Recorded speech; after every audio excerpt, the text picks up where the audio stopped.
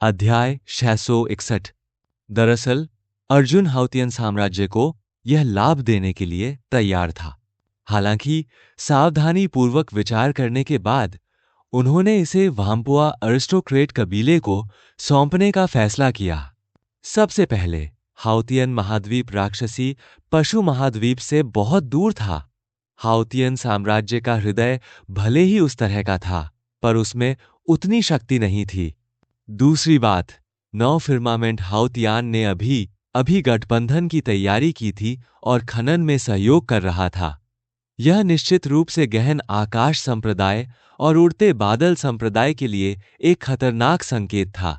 दोनों सहयोगी साम्राज्य हथियार खनन और निर्माण करना चाहते थे। ऐसे में क्या अगला कदम सेना इकट्ठा करके स्वर्गीय गहन संप्रदाय और उड़ते बादल संप्रदाय पर हमला करना नहीं होगा? एक बार ऐसा कुछ प्रकट हो जाए तो स्वर्गीय गहन संप्रदाय और उड़ते बादल संप्रदाय संभवतः तुरंत 9 आकाशों वाले शाही कुल पर हमला कर देंगे। चाहे कितना भी मुश्किल क्यों न हो, वे यह कदम उठा ही सकते थे। अर्जुन 12वें राजकुमार के साथ जागीर से निकलने के बाद बिना रुके महल की ओर दौड़ा और तुरंत प्रथम राजकुमार को इस मामले के बारे में बताया। प्रथम राजकुमार यह सुनकर बहुत खुश हुआ और बोला, यह सचमुच एक महान उपलब्धि है जियांगरू, तुमने सचमुच यह कर दिखाया है। शुरू में मुझे अभी भी इस बात को लेकर सिरदर्द था कि राक्षसी पशु महाद्वीप की समस्या से कैसे निपटूं। मुझे उम्मीद नहीं थी कि तुम मेरे लिए इसे हल कर दोगे, इससे पहले कि मैं एक अधिकारी बन पाता और तुम्हारे लिए एक कुलीन बन पाता। तुम मेरे लिए काम करना शुरू कर चुके थे। हा, स्वर्ग सचमुच हमारे 9 फर्मामेंट्स इंपीरियल कबीले की मदद कर रहा है। यहां तक कि आमतौर पर स्थिर रहने वाले प्रथम राजकुमार ने भी यह समाचार सुनने के बाद अपना संयम नहीं खोया। बड़े भाई, मैं वापस आ गया हूं, 12वें राजकुमार ने एक तरफ फुसफुसाते हुए कहा। हाँ, मैं समझ गया, तुम पहले जा सकते हो। मुझे जियांगरू से कुछ जरूरी बात करनी है। पहले राजकुमार का दिल तो उन अनगिनत कीमती खनिज भंडारों पर पहले ही आ गया था, तो फिर वह 12वें राजकुमार की परवाह कैसे कर सकता था? यह देखकर 12वां राजकुमार चुपचाप मुड़ा और चला गया। हालांकि उसकी आंखें थोड़ी ठंडी थीं। इस दुनिया में केवल भाई जियांगरू ही मेरे साथ ईमानदारी से पेश आता है, उसने दांत पीसते हुए विशैले स्वर में खुद से कहा। प्रथम राजकुमार उत्साह से इधर उधर घूमे और बोले, जियांगरू, तुम सचमुच वह प्रतिभा हो जिसका मैंने हमेशा सपना देखा था। तुम्हारे यहां होने से हमारे 9 फिर्मामेंट शाही कबीले को अपने चरम पर लौटने की चिंता करने की कोई आवश्यकता नहीं है। बताओ, क्या चाहते हो? सरकारी पद, धन, दौलत या फिर सुरक्षा? जब तक तुम बोलोगी, यह राजकुमार मान जाएगा। अर्जुन ने विनम्रता से कहा। प्रथम राजकुमार के लिए काम करना मेरे लिए सम्मान की बात है। मुझे कोई इनाम नहीं चाहिए। वाह, आप सचमुच एक वफादार सेनापति हैं। प्रथम राजकुमार ने अंतहीन प्रशंसा की, लेकिन उसका दिल धड़क उठा। एक सम्राट के दृष्टिकोण से जो व्यक्ति धन का लालची हो, सुंदरता से प्रेम करता हो तथा किसी चीज की चाहत रखता हो, वह व्यक्ति सम्राट के लिए सबसे अधिक प्रशंसनीय होता था, क्योंकि ऐसे व्यक्ति को नियंत्रित किया जा सकता था। मुझे डर है कि अर्जुन को कुछ नहीं चाहिए और न ही वह किसी चीज से प्यार करती है। इससे प्रथम राजकुमार अचानक खुद को शक्तिहीन महसूस करता है। वह अर्जुन का दिल नहीं जीत पाता। हालांकि मेरी एक छोटी सी विनती है। अर्जुन ने एक पल के लिए सोचा। जल्दी बोलो। पहले राजकुमार की आंखें चमक उठीं और उसने मन ही मन सोचा, अच्छा, जब तक तुम चाहो मैं तुम्हें दे सकता हूं। जब तक तुम रुककर मेरी मदद करने को तैयार हो, मैं कुछ भी करने को तैयार हूं। अर्जुन ने कहा, मैं चाहता हूं कि 9वीं राजकुमारी हाउतियान लौट जाए और 12वां राजकुमार मेरे पीछे हाउतियान साम्राज्य में वापस आ जाए। जियांगरू, प्रथम राजकुमार अचानक क्रोधित हो गया। उसने सिंहासन थपथपाया और बोला, क्या तुम जानते हो कि तुम क्या कह रहे हो? अर्जुन की अभिव्यक्ति शांत थी और वह एक घुटने पर झुक गया।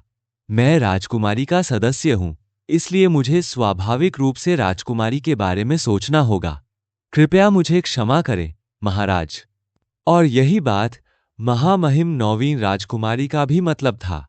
साथ ही 12वें राजकुमार ने भी हाउतियन साम्राज्य में जाने की इच्छा व्यक्त की। प्रथम राजकुमार गुस्से से इधर उधर घूमता रहा। अर्जुन की ओर इशारा करते हुए बोला, यह मत सोचो कि अगर मैं तुम्हें इतना महत्व देता हूं तो तुम मेरे सिर पर पैर रख सकते हो और जो चाहो कर सकते हो। इस दृश्य ने अर्जुन के नौकरशाही को न छोड़ने के दृढ़ संकल्प को भी मजबूत किया। पहले राजकुमार, कृपया मेरी मदद करें।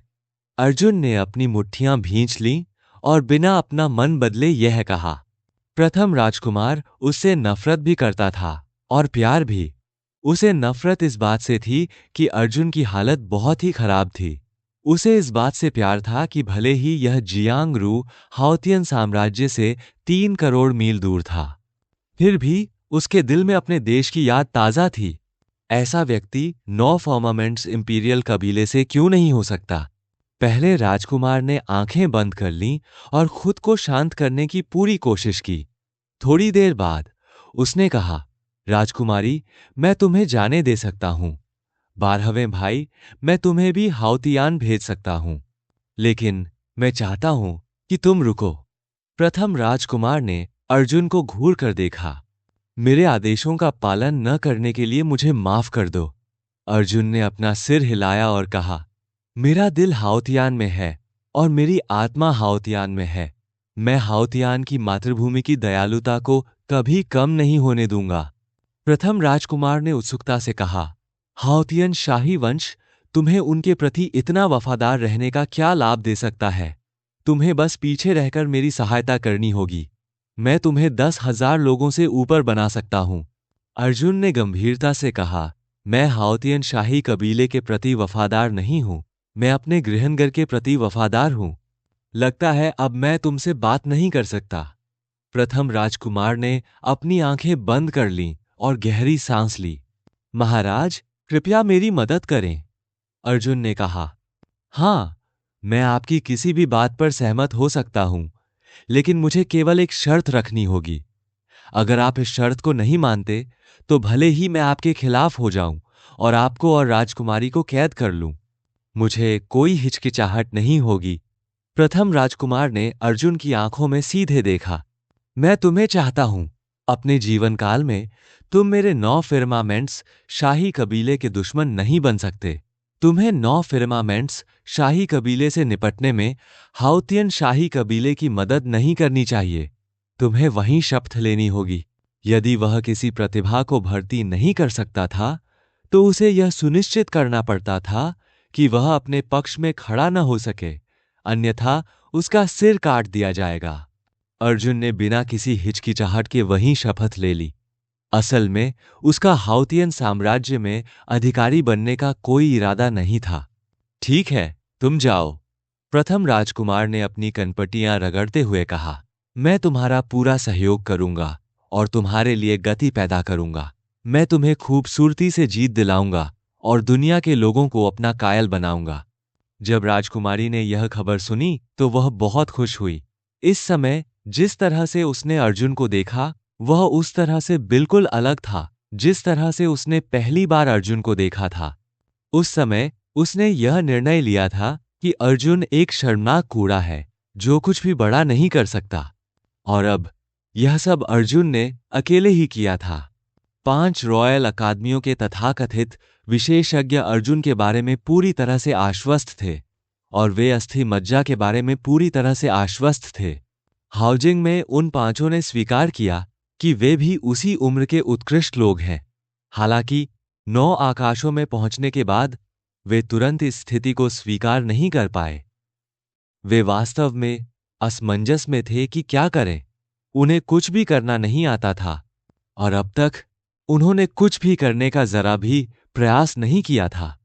साथ ही उनके लिए यह कल्पना करना कठिन था कि हाउतियन साम्राज्य का एक युवा स्वामी 9 फर्मामेंट्स महाद्वीप पर पहुंचने के बाद हवा और बारिश को बुलाने में सक्षम होगा। इसकी तुलना में यह बौना था। अगले दिन दोपहर के समय अर्जुन ने 9वीं राजकुमारी का हाथ पकड़ा और अपॉइंटमेंट में भाग लेने के लिए star gazing city bell tower पर चली गई। यह स्थान पहले से ही भीड़भाड़ वाला था तथा पिछली बार की तुलना में यहां और भी अधिक दर्शक थे। दोपहर में जुआन क्विंगजू और फेयुन लिउहाई भी आए। इस बार दोनों आत्मविश्वास से भरे हुए थे। अगर जियांग रू के पास आकाश और धरती को भेदने की क्षमता भी होती तो भी वह 1,00,000 साल पहले मरे हुए राक्षस को आमंत्रित नहीं कर पाता। यह अब ऐसी समस्या नहीं रह गई थी जिसे किसी की अपनी क्षमताओं से हल किया जा सके। जुआन किंगजू अर्जुन की शर्मिंदा अभिव्यक्ति को देखने के लिए तैयार था। सहमत समय सीमा आ गई है। जुआन किंगजू ने शांति से मुस्कुराते हुए कहा, वह प्राचीन दानव कबीला कहाँ है जिसे मैं चाहता हूं? अर्जुन ने कोई जवाब नहीं दिया। जुआन किंगजू ने हौंसते हुए कहा, पिछली बार मैंने इसके बारे में पूरी तरह से नहीं सोचा था। बेरहमी से बोलने के लिए यह बहुत जल्दी थी, लेकिन इस बार मुझे इसे पहले कहने में कोई आपत्ति नहीं है। जियांग-रू, तुम हार गई हो। तुम पूरी तरह से हार गई हो। मैं चाहता हूं कि आप यह जान लें कि इस दुनिया में कोई भी मेरे खिलाफ नहीं जा सकता है और कोई भी मुझसे कोई लाभ नहीं उठा सकता है। तुम मुझे नहीं हरा सकते। अर्जुन मुस्कुराया और क्षितिज की ओर देखा। अचानक काले बादल छा गए और राक्षसी ऊर्जा आसमान में उड़ गई। पूरा आसमान काला हो गया। अचानक थियान्यू सिटी और स्टार गेजिंग सिटी में हर किसी के हाव भाव में भारी बदलाव आ गया। 9 फिर्मामेंट्स महाद्वीप के अनगिनत शीर्ष विशेषज्ञ खड़े हो गए।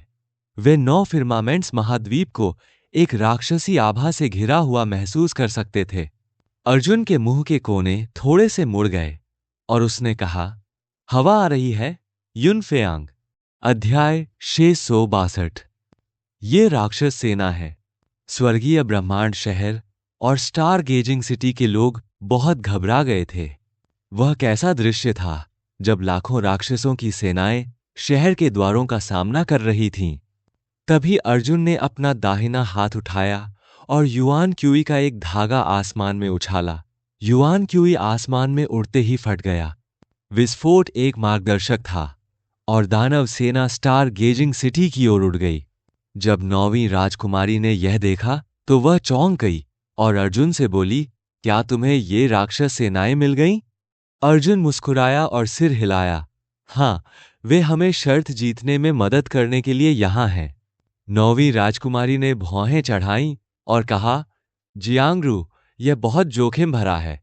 तुम वास्तव में 9वीं फर्मामेंट इंपीरियल सिटी में सैकड़ों हजारों राक्षस सेना ले आई हो।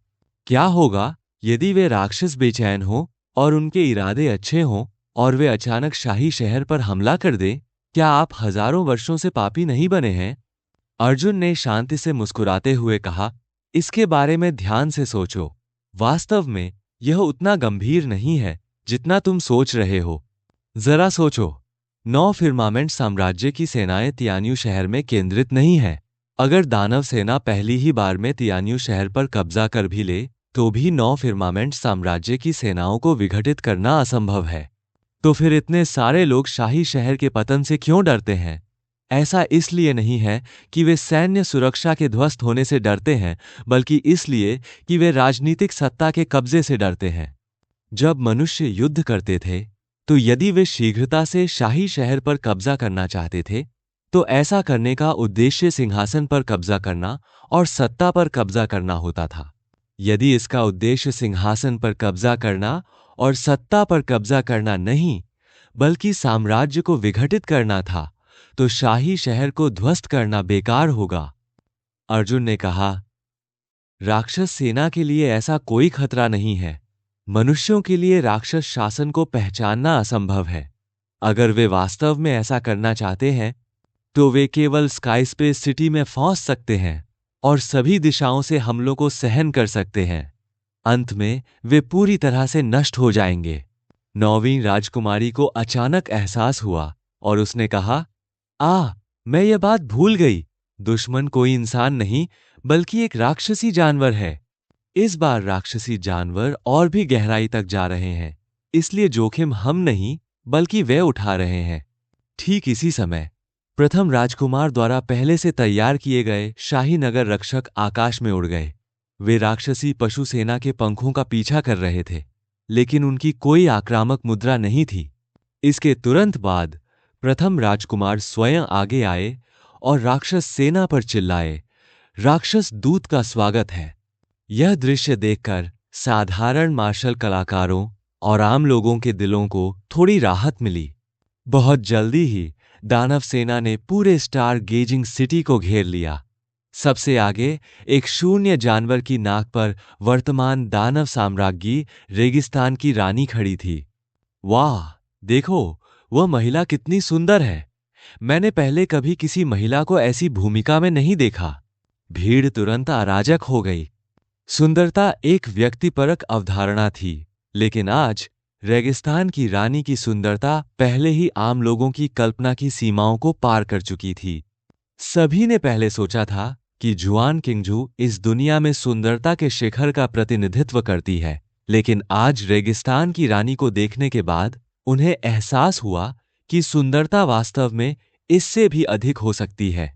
भले ही वह रहस्यमय हरे बांस की तरह सुंदर थी, वह और रेगिस्तान की रानी एक ही आकाश में खड़े थे और उसका रंग फीका पड़ गया था। नमस्कार महाराज।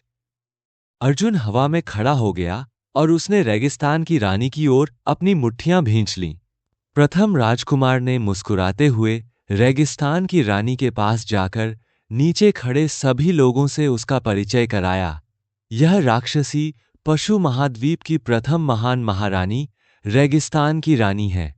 इसके साथ ही वह 120,000 वर्ष पूर्व की एकमात्र रेगिस्तानी सांप वंश की उत्तराधिकारी भी है। यह सुनकर वहां सन्नाटा छा गया। सबकी नजरें जुआन किंगजू के चेहरे पर टिक गईं। जहां तक जुआन किंगजू की बात है, तो इस दृश्य को अविश्वास से देखते हुए उसकी खूबसूरत आंखें चौड़ी हो गईं। रेगिस्तान की रानी मुस्कुराई और बोली, 9 आकाशमंडल के महान राजकुमार, व्यक्तिगत रूप से मेरा स्वागत करने के लिए धन्यवाद। साथ ही मैं आने की अपनी इच्छा भी व्यक्त करना चाहती हूं। इस बार मुझे श्री जियांगरू ने विशेष रूप से श्री जियांगरू के लिए यहां आने के लिए आमंत्रित किया था। मानव जाति के मित्रों, घबराने की कोई जरूरत नहीं है। मेरे अधीनस्थ मेरी सुरक्षा के लिए ऐसा कर रहे हैं। वास्तव में हमारी राक्षस जाति का 9 ग्रहों वाली मानव जाति के प्रति कोई बुरा इरादा नहीं है। वहां तुरंत ही विस्फोट हो गया। क्या वह विशेष रूप से जियांगरू के लिए यहां आया था?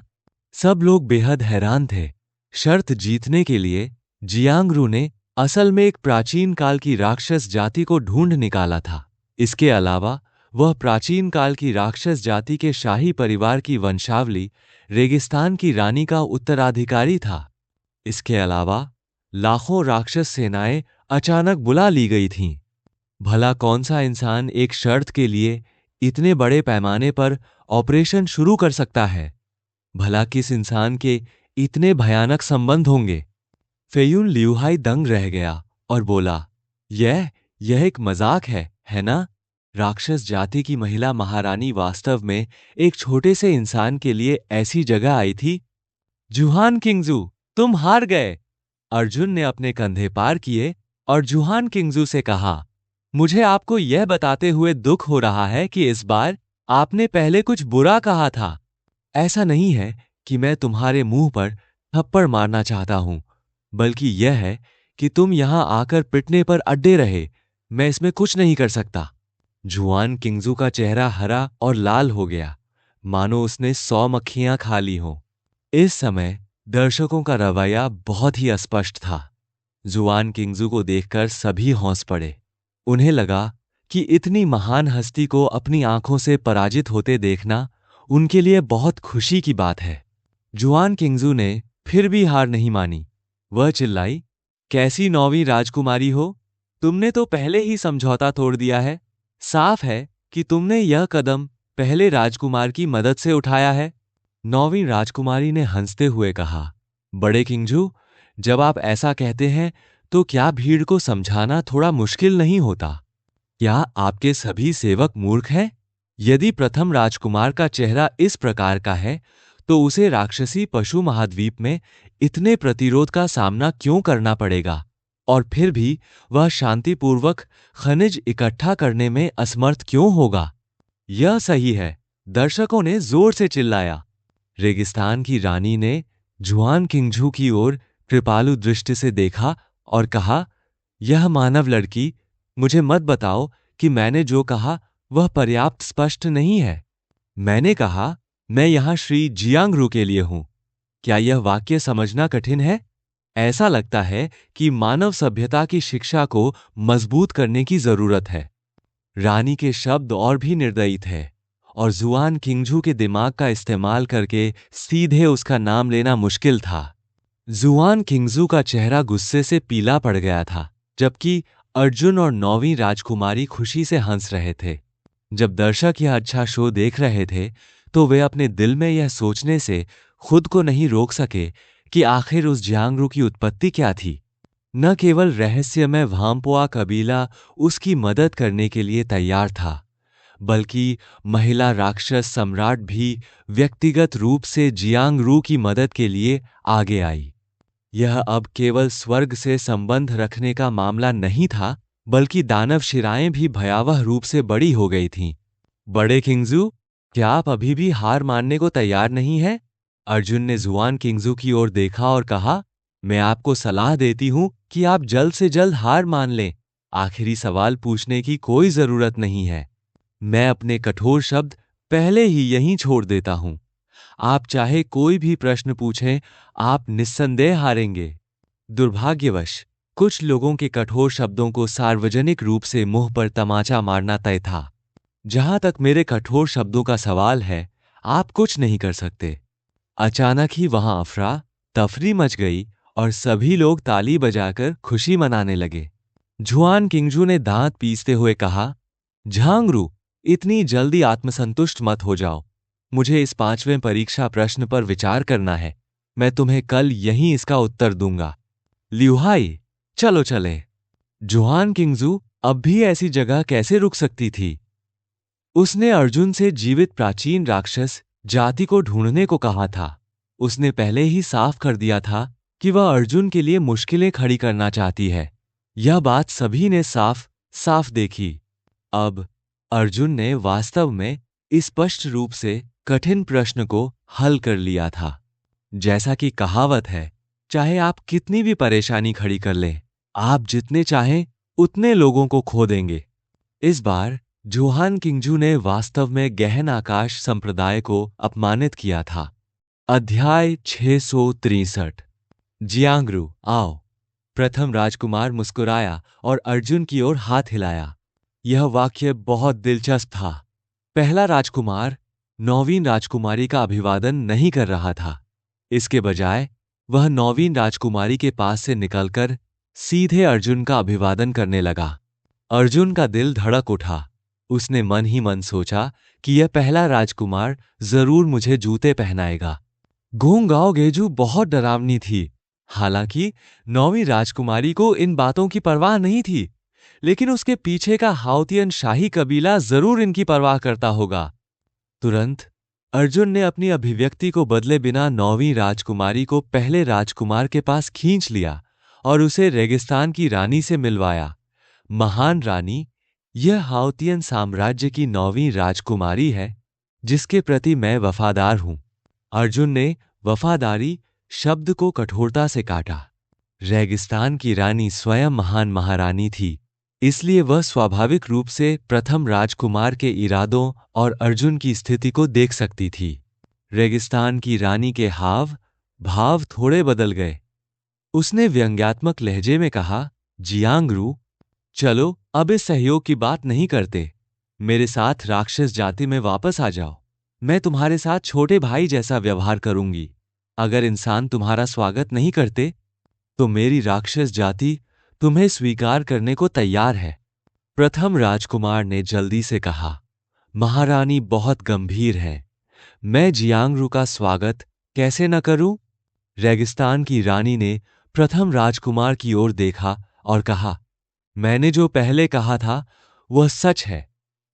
इस बार मैं यहां आने को तैयार हूं, इसका कारण पूरी तरह से जियांगरू की खातिर है। आपको यह बात समझनी चाहिए। मैं किसी भी साम्राज्य के साथ मिलकर काम कर सकता हूं, लेकिन आपके 9 फर्मामेंट्स साम्राज्य के पास कोई विकल्प नहीं है। मैं आने को तैयार हूं क्योंकि मुझे जियांगरू पर भरोसा है, इसीलिए मैंने तुम पर भरोसा किया।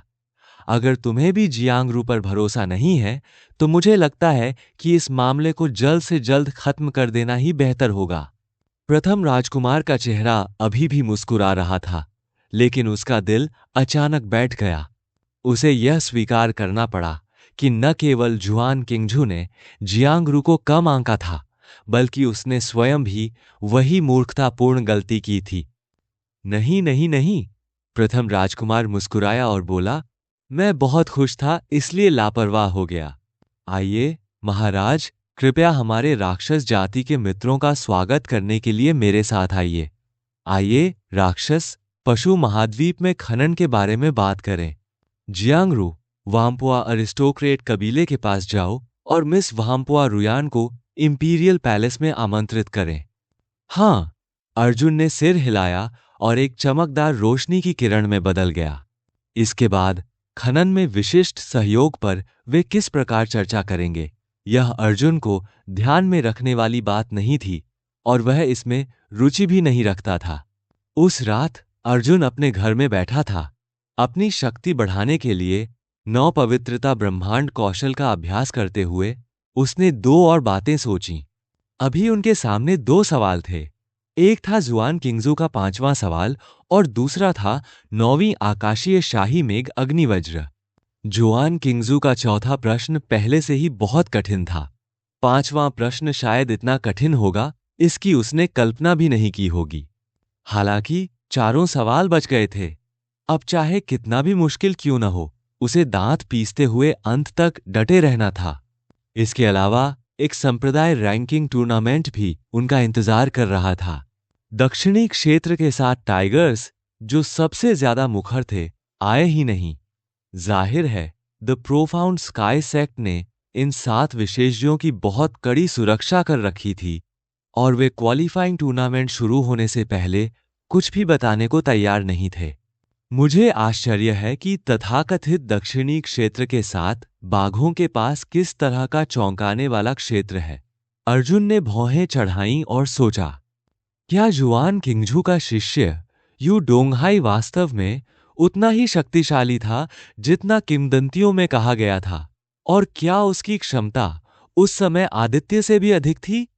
यदि वह इस उम्र में स्वर्गीय युआन क्षेत्र के 5वें स्तर तक पहुंच सकता है, तो यू डोंगहाई बहुत कम नहीं हो सकता है।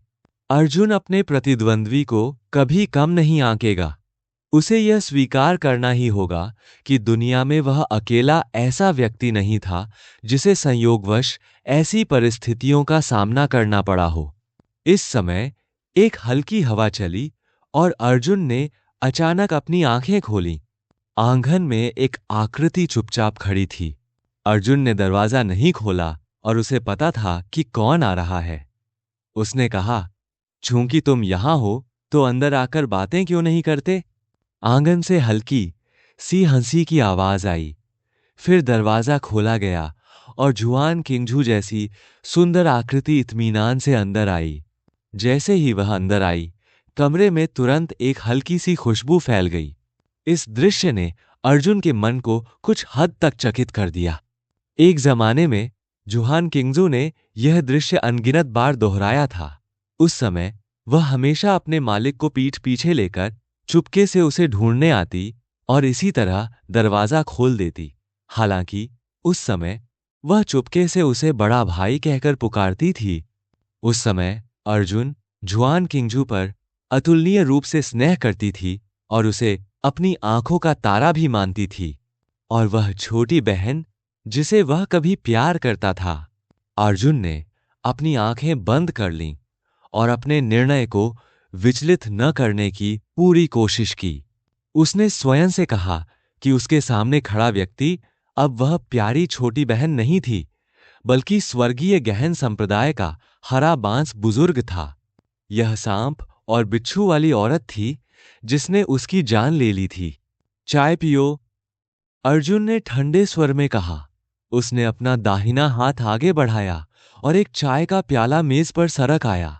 उसने धीरे से अपनी उंगली उठाई और एक पानी का अजगर चाय के बर्तन से उड़कर प्याले में गिर पड़ा। जुआन किंगजू अपनी कुर्सी खींचकर अर्जुन के सामने बैठ गई। उसने अपना चाय का प्याला पकड़ा और कहा, क्या तुम्हें यह जानने की उत्सुकता नहीं है कि मैं यहां क्यों आई हूं? चूंकि तुमने ऐसा कहने की पहल की है, तो मैं एल्डर किंगजू से पूछूंगा कि वह इतनी रात को यहां क्यों आए थे। अर्जुन ने अपने हाथों को क्रॉस करके उसकी ओर उदासीनता से देखा। जुआन किंगजू ने चाय का एक घूंट लिया और कहा, अच्छी चाय है। अर्जुन ने उसकी तरफ देखा। अगर वह नहीं बोलेगी तो वह भी नहीं बोलेगा। जुआन किंगजू मुस्कुराया और बोला, तुम्हें पता है, तुम्हें मुझसे इतना दुश्मनी करने की जरूरत नहीं है। तुम्हारे और मेरे बीच कोई निस्वार्थ द्वेष नहीं है। हम बस विपरीत दिशा में खड़े हैं, क्योंकि हम अपना अपना कर्तव्य निभाते हैं। कोई व्यक्तिगत शिकायत नहीं। अर्जुन ने गहरी सांस ली। बड़े किंगजू, क्या आप पहले से ही धीरे बोलने लगे हैं? अर्जुन मंद मंद मुस्कुराई। मैंने जिस जुआन किंगजू के बारे में सुना है, वह इतनी आसानी से हार मानने वाला व्यक्ति नहीं है। जुआन किंगजू ने महंगे साउथ सी पर्पल सैंड टी कप के साथ खेलते हुए कहा, अच्छी चाय। आपको इसे अच्छी तरह से मिलाना होगा। चाय पीना एक तरह की कलात्मक अवधारणा है। यदि इस उच्च श्रेणी की चाय को किसी खुरदुरे और घिसे हुए कप में रखा जाए तो इसका एहसास और स्वाद गलत होगा। अर्जुन ने मेज पर अपनी उंगलियां क्रॉस करके रुचि के साथ कहा, अगर यह अच्छी चाय है तो क्या वह टूटे हुए चाय के कप में डालने को तैयार है? आप केवल यह तय करने के लिए एक वरिष्ठ अधिकारी हैं कि अच्छी चाय के लिए क्या उपयुक्त है, लेकिन आपने चाय से यह नहीं पूछा कि वह क्या सोचती है। क्या आपको नहीं लगता कि आपके शब्दों में उच्च और शक्तिशाली भाव है? हेगेमॉन है। जुआन किंगजू मुस्कुराया। युवा मास्टर जियांगरू, आप श्रेष्ठ शब्द को कैसे समझते हैं? अर्जुन ने कहा, तथाकथित उच्च वर्ग के लोग सिर्फ ऐसे लोग हैं जिनके पास सामान्य लोगों की तुलना में अधिक विकल्प हैं। मैं बहुत अच्छी तरह समझ गया हूं, लेकिन यह पूरी तरह से पर्याप्त नहीं है। जुआन किंगजू के दाहिने हाथ ने धीरे से बल लगाया और चाय के कप पर तुरंत कुछ दरारें दिखाई दीं। उन्होंने अर्थपूर्ण ढंग से कहा, तथाकथित उच्च वर्ग के लोगों के पास वास्तव में सामान्य लोगों की तुलना में अधिक विकल्प होते हैं। लेकिन सबसे महत्वपूर्ण बात यह है कि कई बार ऐसा होता है जब उच्च वर्ग को चुनने की आवश्यकता ही नहीं होती। क्योंकि अगर मैं चाहता हूं कि यह चाय किसी भी कंटेनर में हो, तो इसे किसी भी कंटेनर में होना होगा, क्योंकि यह मेरी शक्ति द्वारा मुझे दी गई क्षमता है। जुआन किंगजू ने एक क्षण रुककर कहा, जैसा कि मैंने कहा, अच्छी चाय के लिए अच्छे कप का स्वाद जरूरी है।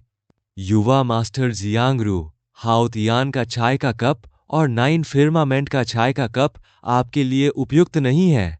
अध्याय 164। तो फिर? जुआन किंगजू ने मेज पर हाथ फेरे और अर्जुन को गंभीरता से देखा। युवा गुरु जियांगरू, आपकी प्रतिभा के साथ, चाहे वह हाओतियान के प्रति वफादारी हो या ज्यूक्सियाओ के प्रति, यह कोई समझदारी भरा फैसला नहीं है। आप जानते हैं, हाउतियन गुट कमजोर है और 9 फर्मामेंट लंबे समय से कमजोर पड़े हैं। देर सवेर ये दोनों चाय के प्याले हमारे गहन आकाश संप्रदाय के कब्जे में होंगे। अभी मुझ पर भरोसा करना भविष्य में मेरे द्वारा बलपूर्वक दबाए जाने से बेहतर है। अर्जुन हौसे। जुआन किंगजू ने चाय बनाने के लिए अपना सिर नीचे किया और अर्जुन की ओर देखा। मुझे मत बताना, युवा गुरु जियांगरू को नहीं लगता कि हम में ऐसा करने की क्षमता है, उसने कहा। अर्जुन मुस्कुराया और कहा, आप गलत हैं। मैं न तो एक चाय का कप हूं जिसे चखा जा सके और न ही एक चाय का कप जिसे गूंधा जा सके। मैं एक चायदानी हूं। मैं तो बस एक दर्शक हूं और मेरा काम सिर्फ चाय और चाय के कपों को एक दूसरे से टकराने का मौका देना है। मैं यह भी कह सकता हूं। अर्जुन आगे झुकी और बोली, मैं एक चायदानी हूं, इसलिए मैंने इसे तुम्हें दे दिया। अगर मैं इसे तुम्हें नहीं देती तो यह तुम्हारे पास नहीं होती। क्या शानदार आवाज है! जुआन किंगजू ने सिर हिलाया और कहा, युवा मास्टर जियांगरू की महत्वाकांक्षा सराहनीय है। हालांकि एक बात है जिसके बारे में मैं जानना चाहता हूं। आपने हमेशा हमारे गहन आकाश संप्रदाय के प्रति स्पष्ट शत्रुता दिखाई है। क्यों? क्या ऐसा हो सकता है कि मेरे गहन आकाश संप्रदाय ने आपको नाराज कर दिया है? क्या इसीलिए आप हमारे साथ शामिल होने को तैयार नहीं हैं? अर्जुन ने जुआन किंगजू द्वारा थोड़ा गया चाय का कप लिया और कहा, बात बस इतनी है कि मैं गहन आकाश संप्रदाय के काम करने के तरीके से सहमत नहीं हूं। अर्जुन ने दरारों को सहलाते हुए कहा, मुझे नहीं पता कि एक अर्ध राक्षस का शरीर कितने निर्दोष नागरिकों को मार डालेगा।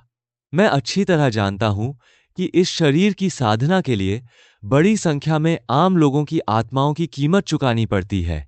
जुआन किंगजू ने आह भरी।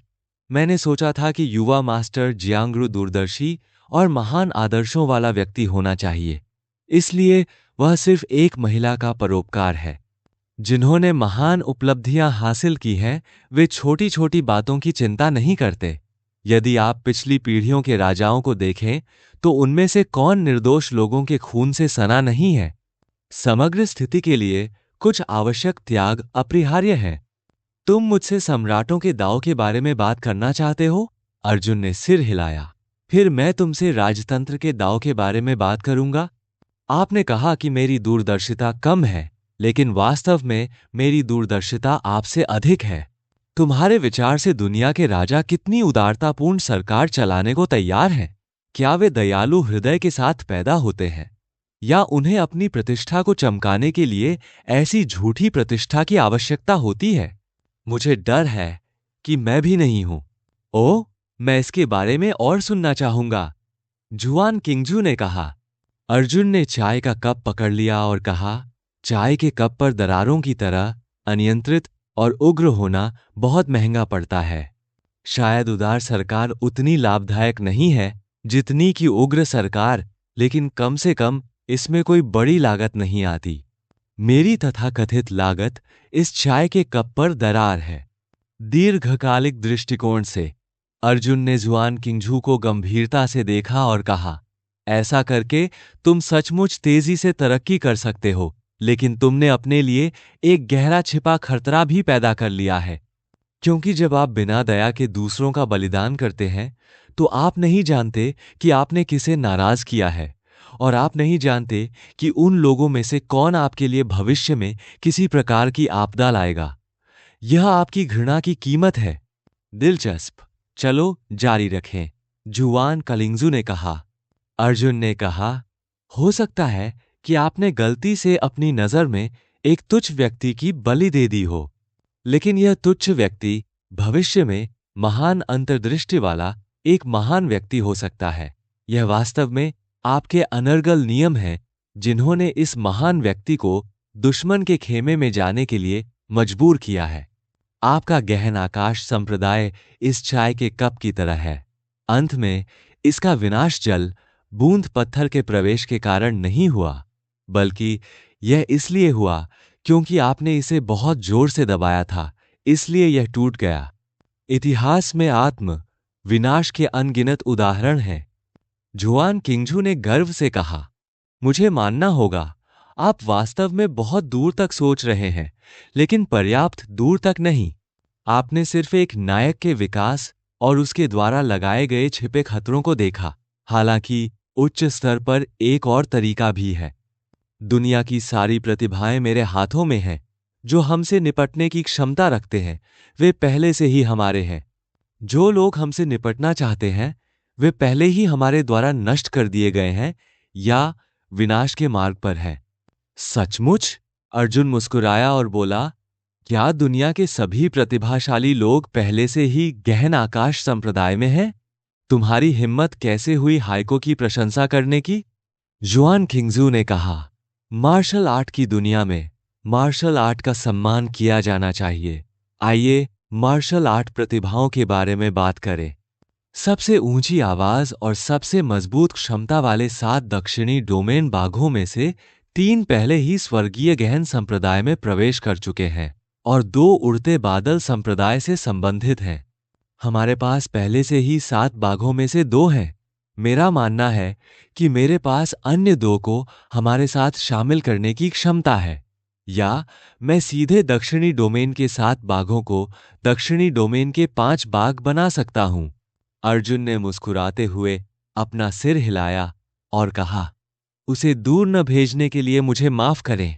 जुआन किंगजू खड़ा हुआ और बोला, लगता है मैं युवा मास्टर जियांगरू के साथ किसी समझौते पर नहीं पहुंच सकता। यह आपका चुनाव है। आपको अपनी ऊंची लागत के लिए कष्टदायक कीमत चुकानी होगी। जुआन किंगजू ने अपनी उंगलियों से चाय के कप के किनारे पर हल्के से थपथपाया। फिर वह मुड़ी और चली गई। 3 सेकंड बाद चाय का कप चूर्ण में बदल गया। जिस क्षण जुआन किंगजू ने दरवाजा खोला और चला गया, अर्जुन ने अपने लिए चाय बनाने के लिए चायदानी उठाई और उदासीनता से कहा, हालांकि 7 बाघ मजबूत हैं, फिर भी उनके ऊपर ड्रैगन है। जुआन किंगजू की पीठ एक क्षण के लिए रुकी, फिर एक हरे प्रकाश की लकीर में बदल गई और गायब हो गई। 7 बाघों के ऊपर एक अजगर था। ये शब्द जुआन किंगजू के दिमाग में गूंज रहे थे। यह ड्रैगन किसकी ओर संकेत कर रहा था? अगले दिन दोपहर में star gazing city bell tower. आज का स्टार गेजिंग सिटी अभी भी भीड़भाड़ वाला था, लेकिन आज के दर्शक पहले से ही अच्छी स्थिति में थे। ऐसा इसलिए था क्योंकि यहां टिकट खुलेआम बिक रहे थे। संप्रदाय रैंकिंग टूर्नामेंट शुरू होने से पहले ही रैंकिंग टूर्नामेंट वाले शहर को देखने के लिए अपनी ड्यूटी शुरू कर दी थी। जो इमारतें लगातार ऊपर की ओर फैल रही थीं, वे पहले ही दर्शकों की सीटों में बदल चुकी थीं। सबको पता था कि आज जुआन किंगजू और 9वीं राजकुमारी के लिए 5वां सवाल था। इस सवाल के बाद यह साफ था कि कौन जीतेगा और कौन हारेगा। अनगिनत लोग अपनी सीटों पर खड़े होकर घंटाघर के ऊपर आकाश में जुआन किंगजू और फेयुन लिउहाई को देख रहे थे। जुआन किंगजू आज विशेष रूप से जल्दी आ गए। दोपहर बीत जाने के बाद अर्जुन और 9वीं राजकुमारी देर से पहुंचे। हालांकि जब अर्जुन पहुंचे तो पूरे दर्शकों ने तालियों की गड़गड़ाहट से उनका स्वागत किया। वे इस बात का इंतजार कर रहे थे कि यह युवक, जो हमेशा चमत्कार करने में माहिर था, सभी के लिए किस तरह का सुखद आश्चर्य लेकर आएगा। बड़े ग्रीन बाम्बू, हम यहां मिलने आए हैं। अर्जुन हवा में स्थिर खड़ा रहा। जुआन किंगजू ने उदासीनता से कहा, मैं तुम्हें यह शर्त छोड़ने का एक आखिरी मौका देता हूं, अन्यथा तुम जमीन पर गिर जाओगे। अर्जुन मुस्कुराई और बोली, बुजुर्ग किंगजू, आपकी दयालु याद दिलाने के लिए धन्यवाद। कृपया प्रश्न पूछें। बहुत हो गया साहस। जुआन किंगजू ने सिर हिलाया। उसने नीचे की ओर इशारा करते हुए कहा, जिस महाद्वीप पर आप खड़े हैं उसे 9 फिर्मामेंट्स कहा जाता है। यह दक्षिणी क्षेत्र के मार्शल कलाकारों के दिलों में मार्शल आर्ट की पवित्र भूमि है, और जिस शहर में आप हैं उसका नाम स्टार वॉचिंग है। इसे भी खास तौर पर मार्शल आर्ट के लिए ही बनाया गया था। तो मैंने आपसे जो 5वां प्रश्न पूछा वह मार्शल आर्ट के बारे में है। अध्याय 665। Martial art? क्या यह बहुत ज्यादा बदमाशी नहीं है? यह सही है। हर कोई जानता है कि श्री जियांगरू एक सिविल सेवक हैं, लेकिन आप उन्हें मार्शल आर्ट में परखना चाहते हैं? दर्शकगण शोर मचाने लगे। वास्तव में अर्जुन की अलग दिखने की क्षमता का मतलब था कि वह कम से कम एक स्वर्गीय युआन क्षेत्र का मार्शल कलाकार था, लेकिन स्वर्गीय युआन क्षेत्र में कमजोर और मजबूत के बीच भी अंतर थे। हर किसी ने पहले से ही अपने दिलों में यह निर्धारित कर लिया था कि इतनी कम उम्र में अर्जुन का स्वर्ग मूल क्षेत्र में उत्थान निश्चित रूप से उसकी विशेष पहचान के कारण था, और उसे हमेशा हाउतियन शाही कबीले द्वारा पोषित किया गया था और उसके क्षेत्र को जबरदस्ती ढेर किया गया था। इस तरह के ढेर वाले क्षेत्र को आमतौर पर सोने से पूरी तरह रहित माना जाता था। दूसरे शब्दों में, इसका बाहरी आवरण स्वर्गीय मूल क्षेत्र जैसा था, लेकिन इसकी वास्तविक युद्ध क्षमता बेहद कमजोर थी। अर्जुन के बारे में हर किसी की यही मूल धारणा थी। आखिर हाउतियन साम्राज्य के एक सिविल सेवक से आप कितनी उम्मीद करते हैं? जुहान किंगजू बहुत हैरान थी। उसे पता ही नहीं चला कि दर्शक कब अर्जुन की तरफ झुक गए थे। जुआन किंगजू को अचानक एहसास हुआ कि शायद वह हार चुका है। भले ही अर्जुन 5वें सवाल में असफल रहा हो, लेकिन अर्जुन ने लोगों का दिल जीत लिया था। अर्जुन एक छोटे से व्यक्ति द्वारा बड़े समूह के विरुद्ध लड़ने का एक उत्कृष्ट उदाहरण था। इसके अलावा अर्जुन लगातार सफल होता रहा। इससे अनगिनत मार्शल कलाकारों और दर्शकों को शक्ति के आगे सिर न झुकाने की अनुभूति हुई। जुआन किंगजू ने गहरी सांस ली और कहा, चूंकि 9वीं राजकुमारी और युवा मास्टर जियांगरू इस भूमि पर खड़े हैं, इसलिए इस स्थान को दक्षिणी क्षेत्र में मार्शल आर्ट की पवित्र भूमि कहा जाता है। चूंकि वे यहां अपना स्थान चाहते हैं, तो मैं उनकी मार्शल आर्ट पर विचार क्यों नहीं कर सकता? इस बार दर्शक पूरी तरह से चुप थे। वे जानते थे कि जुआन किंगजू सही था।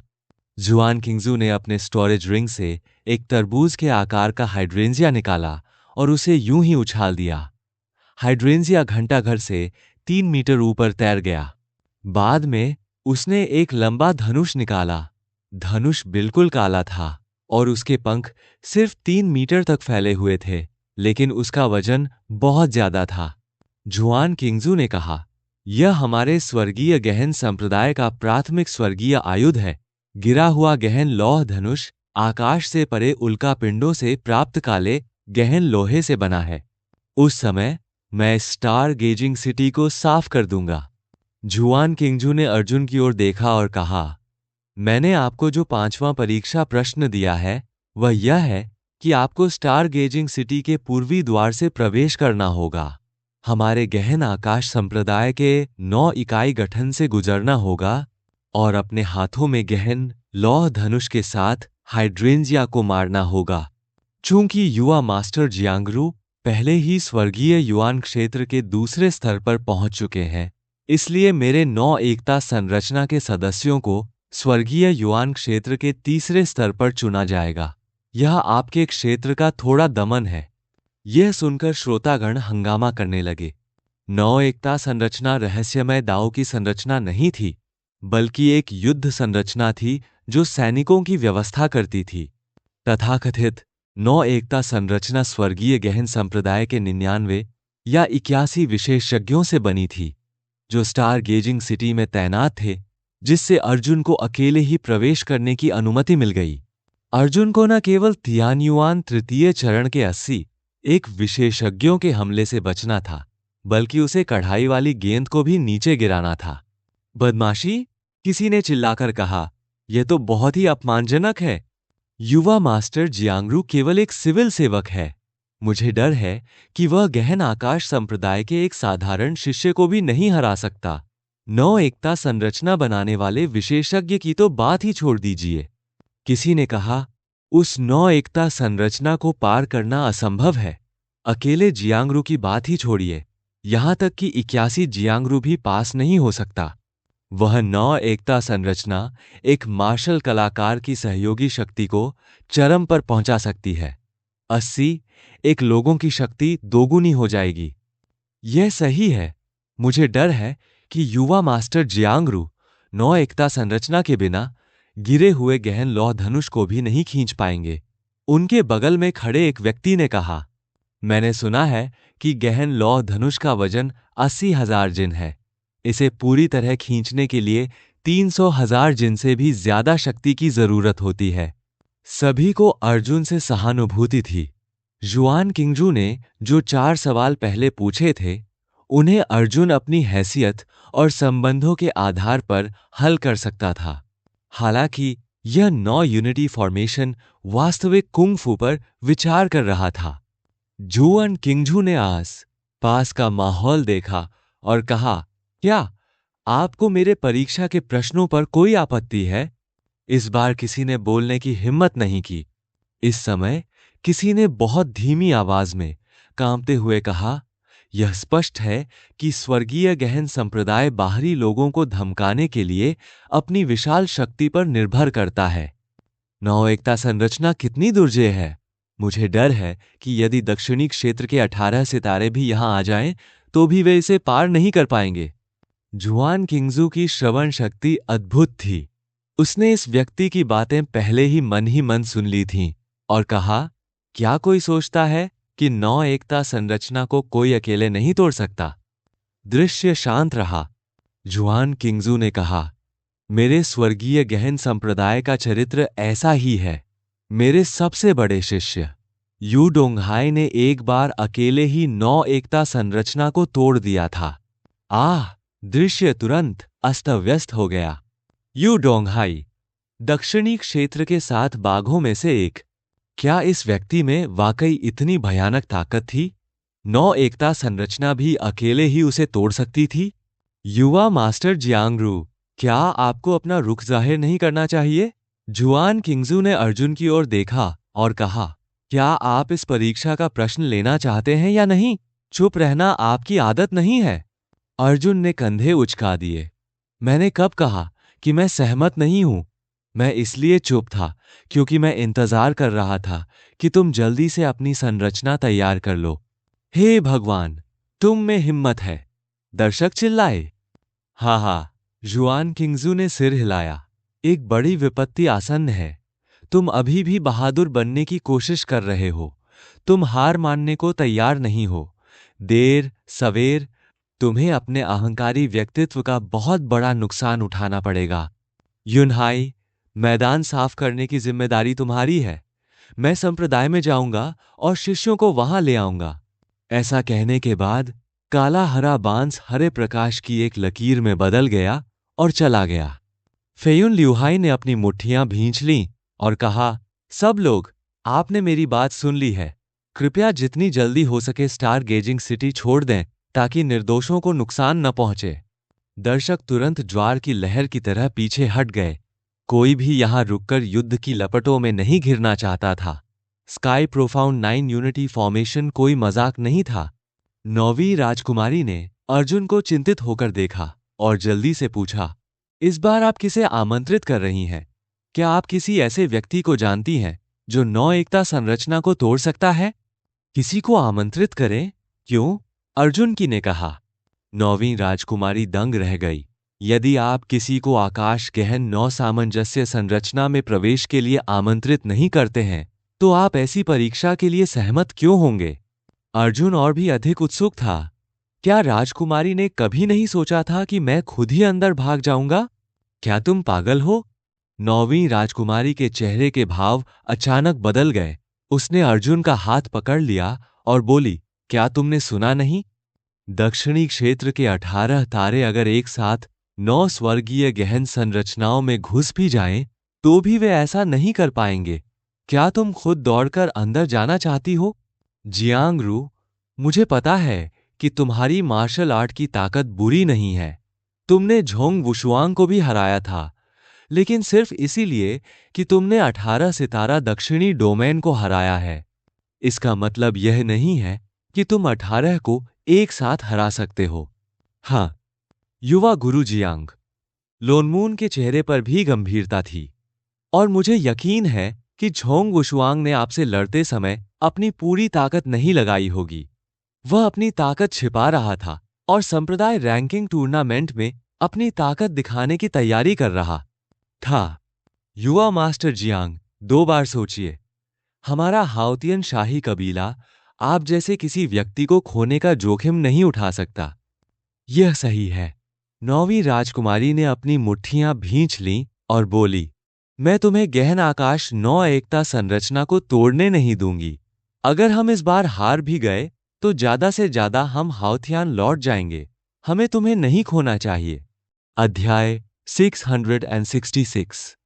अर्जुन मुस्कुराया और राहत के साथ कहा, महाराज, क्या मैंने कभी आपको निराश किया है? 9वीं राजकुमारी ने चिंतित होकर कहा, मैं जानती हूं कि आप बहुत सक्षम हैं, लेकिन आपके संबंध असीमित हैं और आपकी जनशक्ति सीमित है। वरना, राजकुमारी ने दांत पीसते हुए लोनमून की ओर देखा। तुम बैंगनी सोने की हेवन स्पैन तकनीक जियांगरू को क्यों नहीं दे देती? लोनमून चौंक गया। महाराज, आप ऐसा नहीं कर सकते। पर्पल गोल्ड हेवन स्पैन तकनीक एक गुप्त तकनीक है जो रॉयल कॉलेज द्वारा पारित नहीं की गई है। इसे महान सम्राट ने व्यक्तिगत रूप से बनाया था। तुम्हें इसकी परवाह कब से है? राजकुमारी ने गुस्से से कहा। बैंगनी स्वर्ण स्वर्ग स्पैन तकनीक सम्राट हाउतियान की प्रारंभिक वर्षों की शास्त्रीय साधना विधियों में से एक थी। यह साधना विधि एक प्रकार की क्यूई शोधन तकनीक थी जो युआन क्यूई को अत्यधिक बढ़ा सकती थी, अर्थात एक ऐसी साधना विधि जो युआन क्यूई को बैंगनी स्वर्ण में बदल सकती थी। हालांकि यह साधना तकनीक अत्यंत शक्तिशाली थी। इसे केवल हाउतियन सम्राट की साधना तकनीक प्रणाली के मध्य और निचले स्तर पर ही अस्तित्व में माना जा सकता था। यह लगभग प्रकृति संप्रदाय के तृतीय चक्र सूक्ष्म क्यूई और आदिम सूक्ष्म क्यूई के समतुल्य थी। हालांकि पर्पल गोल्ड हेवन स्पैन तकनीक इन दोनों तकनीकों से कहीं अधिक मजबूत थी। अर्जुन ने राजकुमारी की दयालुता को विनम्रता से अस्वीकार कर दिया। हालांकि बैंगनी सोने की स्वर्ग स्पैन तकनीक बहुत अच्छी थी, अर्जुन हाउतियन शाही परिवार के साथ बहुत ज्यादा उलझना नहीं चाहता था। इस बार अपनी टीम के साथ मिशन पूरा करने के बाद वह वापस आकर पूरी तरह निश्चिंत हो जाएगा। चाहे आधिकारिक मार्ग कितना भी समृद्ध क्यों न हो, वह क्या कर सकता था? क्या उसे गहन आकाश संप्रदाय से खतरा नहीं था, भले ही उसे 9 आकाशों के महाराजकुमार का दर्जा प्राप्त था? मार्शल आर्ट इस दुनिया में बोलने का असली अधिकार था। हर कोई बहस कर रहा था और जुआन किंगजू पहले से ही स्वर्गीय युआन क्षेत्र के तीसरे स्तर के 80 एक मुख्य शिष्यों के साथ दौड़ा चला आया था। ये 80 एक शिष्य गहन आकाश संप्रदाय के प्रमुख लक्ष्य थे। हालांकि उनका व्यक्तिगत मूल्य झोंग वुशुआंग के बराबर नहीं था, फिर भी उन्हें प्रतिभाशाली माना जाता था। क्या आप तैयार हैं? जुआन किंगजू ने अर्जुन की ओर देखा और कहा, क्या युवा मास्टर जियांग रू ने व्यक्तिगत रूप से कार्रवाई की है या हमें किसी और से मदद मांगनी चाहिए? मैं स्वयं जाऊंगा, अर्जुन ने कहा। ठीक है, यह तुम्हारी मर्जी है।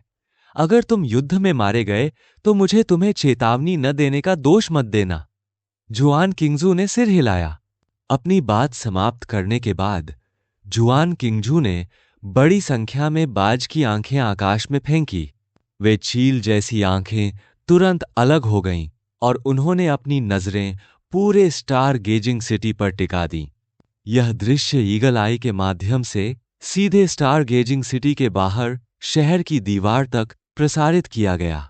यह शहर दर्शकों के लिए मैच देखने के लिए बनाया गया था, इसलिए इसकी दीवारें भारी मात्रा में धन खर्च करके बनाई गई थीं, जिससे उन्हें ईगल्स आई से वास्तविक समय की छवियां प्रक्षेपित करने की सुविधा मिल सके।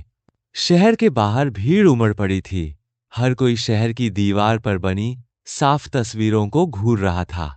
वे न सिर्फ अपनी चील जैसी आंखों से अर्जुन और जुआन किंगजू के असली दृश्य देख सकते थे, बल्कि अर्जुन और जुआन किंगजू के बीच की बातचीत भी सुन सकते थे। युवा मास्टर जियांग रू, कृपया, जुआन किंगजू ने आमंत्रण का इशारा करते हुए कहा। पूर्वी द्वार से अंदर आइए। घंटाघर से हाइड्रेंजिया के फूल खिलेंगे। क्या मैं पहले उस धनुष को आजमा सकता हूं? अर्जुन ने कहा। कोई बात नहीं, जुआन किंगजू ने सहमति में सिर हिलाया। अर्जुन जमीन पर उतरा और उसने गिरे हुए गहरे लोहे के धनुष को पकड़ लिया। फिर उसने काले धनुष को ऊपर उठा लिया। यह धनुष सचमुच बहुत भारी था। अर्जुन ने धनुष उठाते ही उसके पैर जमीन में गहरे धंस गए। उसने अपने हाथ में विशाल धनुष को तौला, फिर अचानक घोड़े की तरह कदम बढ़ाया और गहन लौह धनुष को पूर्णिमा की ओर खींच लिया। के झुका हुआ शरीर झुका और भारी आवाज हुई। इस धनुष को तोड़ने के लिए कम से कम 3 लाख किलोग्राम ताकत की जरूरत होगी। अर्जुन ने बिना किसी परेशानी के दरवाजा खोला। उस दृश्य ने तुरंत ही पूरे दर्शकों की तालियां बटोर लीं। जायनेटियन राज्य के बाद एक मार्शल कलाकार शुद्ध शक्ति पर ध्यान केंद्रित करने के बजाय युआन क्यूई की साधना की ओर रुख करेगा। युवा गुरु जियांग रू के लिए ऐसी शक्ति होना दुर्लभ है। जुआन किंगजू ने सिर हिलाया, मानो उसे जियांग नान की शक्ति का प्रारंभिक ज्ञान हो गया हो। अर्जुन ने विशाल धनुष नीचे रखा और कहा, क्या मैं अब शुरू कर सकता हूं? जुआन किंगजू ने सिर हिलाया। मैं तुम्हें 1 दिन का समय देता हूं। 1 दिन के बाद तुम्हें असफल माना जाएगा। कृपया। अर्जुन का समूह जुआन किंगजू और फेयुन ल्यूहाई के साथ स्टार गेजिंग सिटी के पूर्वी द्वार से बाहर निकल गया, जबकि स्वर्गीय गहन संप्रदाय के 80 एक प्रतिभाशाली लोग यहीं रहे। युवा गुरु जियांगरू, स्टार गेजिंग सिटी बहुत बड़ी है। आप स्वर्गीय गहन संप्रदाय के शिष्यों को बाईपास करने के लिए इलाके का उपयोग कर सकते हैं। उनसे सीधे युद्ध न करें। पूर्वी द्वार के बाहर मार्शल कलाकारों की भीड़ में से किसी ने चिल्लाकर कहा, यह सही है। परीक्षा का मैदान बहुत बड़ा है। आपके पास खेलने के लिए काफी जगह है। याद रखें कि आसमान में न उड़ें। आपको कोने पर चुपचाप आगे बढ़ना होगा। अर्जुन ने मुट्ठियां भींचकर भीड़ की तरफ हाथ बढ़ाया। तुम्हारी इस दयालुता भरी याद के लिए शुक्रिया, जियांगरू, उसने कहा। जब मैं उस हाइड्रेंजिया को मार गिराऊंगा तो मैं एक बड़ा भोज दूंगा और सभी नायकों को पेय पिलाऊंगा। हा, बढ़िया। सब लोग जोर से हंस पड़े। किसी ने पूछा, भाई जियांगरू, मैं देख रहा हूं कि आपके पास कोई हथियार नहीं है। क्या आपको पृथ्वी पर इस्तेमाल होने वाले हथियार उधार चाहिए? कोई जरूरत नहीं। अर्जुन ने अपना दाहिना हाथ हिलाया और ड्रैगन ब्लड सेबर एक झनझनाहट की आवाज के साथ उड़ गया और अर्जुन ने उसे पकड़ लिया। विशालकाय कृपाण की इस प्राचीन और विचित्र आकृति ने सभी को आश्चर्यचकित कर दिया। कितनी बड़ी कृपाण है! 9वीं राजकुमारी, जुआन किंगजू और बाकी लोग थोड़े स्तब्ध रह गए। उन्होंने इस कृपाण के बारे में पहले भी सुना था। हालांकि इसका आकार थोड़ा अलग था, लेकिन कुल मिलाकर यह सही था। यह नहीं है। 9वीं राजकुमारी की आंखें चमक उठीं। अर्जुन ने सिर हिलाया और कहा, मेरा एक दोस्त है। जब उसने सुना कि मैं ज्यूक्सियाओ आ रहा हूं तो उसने विशेष रूप से मुझे अपनी कृपाण उधार दे दी। यह सुनकर 9वीं राजकुमारी और जुआन किंगजू ने ओह कहा, लेकिन उन्हें अर्जुन की पहचान पर संदेह नहीं हुआ। यह जियांगरू यहां तक कि महिला राक्षस महारानी को भी आमंत्रित करने में सक्षम था। इसलिए अर्जुन से कृपाण उधार लेना कोई बड़ी बात नहीं थी। तो तुम अर्जुन को जानती हो? 9वीं राजकुमारी मुस्कुराई और फुसफुसाई, जब हम वापस आएंगे तो तुम मेरा परिचय जरूर कराओगी। अर्जुन अपनी पहचान उजागर नहीं करना चाहता था, इसलिए उसने सिर हिला दिया। चलो शुरू करते हैं। जुआन किंगजू ने अपना हाथ हिलाया और 5वें परीक्षा प्रश्न की घोषणा की, जिससे आधिकारिक तौर पर परीक्षा शुरू हो गई। अर्जुन ने विशाल धनुष को अपनी पीठ पर रखा और शहर की ओर चल पड़ा। यह दृश्य देखकर सभी लोग पुनः स्तब्ध रह गए। हे भगवान, क्या उसने सचमुच अपने शरीर पर 80,000 भारी धनुष उठाए थे? यह बहुत मूर्खतापूर्ण है। उस विशाल धनुष का वजन वास्तव में लचीलेपन को प्रभावित करता है। हाँ, मैंने सोचा था कि वह अपने भंडारण रिंग में गहन लौह धनुष रखने जा रहा है। सभी की हैरान आवाजों के बीच एक और भी चौंकाने वाला दृश्य सामने आया। अर्जुन ने कोई रास्ता नहीं चुना, नहीं उसका चकमा देने का कोई इरादा था। वह सचमुच नेक रास्ते पर चल पड़ा। वह सीधा घंटाघर की ओर चल पड़ा। इस तरह उसे स्वर्गीय गहन 9 सामंजस्य संरचना के 80 एक शिष्यों के खिलाफ सीधे मुकाबला करना होगा। हिस! पूरे मैदान में ठंडी सांसें चल रही थीं। तियानयुआन, तृतीय स्तर के स्वर्गीय गहन संप्रदाय के 80 एक शिष्य पहले से ही आकाश में हर जगह उड़ चुके थे, अर्जुन की छिपी हुई आकृति की खोज में। देखो, वह बदमाश चुपके से अंदर नहीं आया, वह तो बस खुलेआम अंदर चला आया। स्वर्गीय गहन संप्रदाय के एक शिष्य ने आंखें मली और अविश्वास से चिल्लाया। यह सुनकर बाकी शिष्य क्रोधित हो गए। वे हमें अपनी नजरों में रखते ही नहीं हैं। आज तो इस बदमाश को वापस आने ही दूंगा। बड़े भाइयों, इसके टुकड़े टुकड़े कर दो। स्वर्गीय गहन संप्रदाय के 80 शिष्य एक ही समय में अर्जुन के ऊपर से उड़कर उतरे। इन लोगों ने तुरंत एक दल बनाया और स्वर्गीय गहन संप्रदाय की विशिष्ट साधना तकनीक का उपयोग करके युआनची को आपस में जोड़ दिया। यह आकाश गहन 9 एकता संरचना थी। इस संरचना के सदस्य एक दूसरे की शक्ति उधार ले सकते थे। यह चाल बिल्कुल वैसी ही थी जैसे 5 साधकों ने एक ही संरचना का इस्तेमाल करके अपनी दिव्य आत्मिक शक्ति को नेता साधक में डाला था, लेकिन बड़े पैमाने पर। इसके अलावा अगर वह दिव्य आत्मिक शक्ति उधार नहीं ले रहा था तो वह सीधे युआन क्यू उधार ले रहा था। अर्जुन के मुंह का कोना थोड़ा सा सिकुड़ गया। उसके दाहिने हाथ ने गहन लौह धनुष पकड़ लिया और बोला, दिव्यास्त्र स्वर्ग उतरो।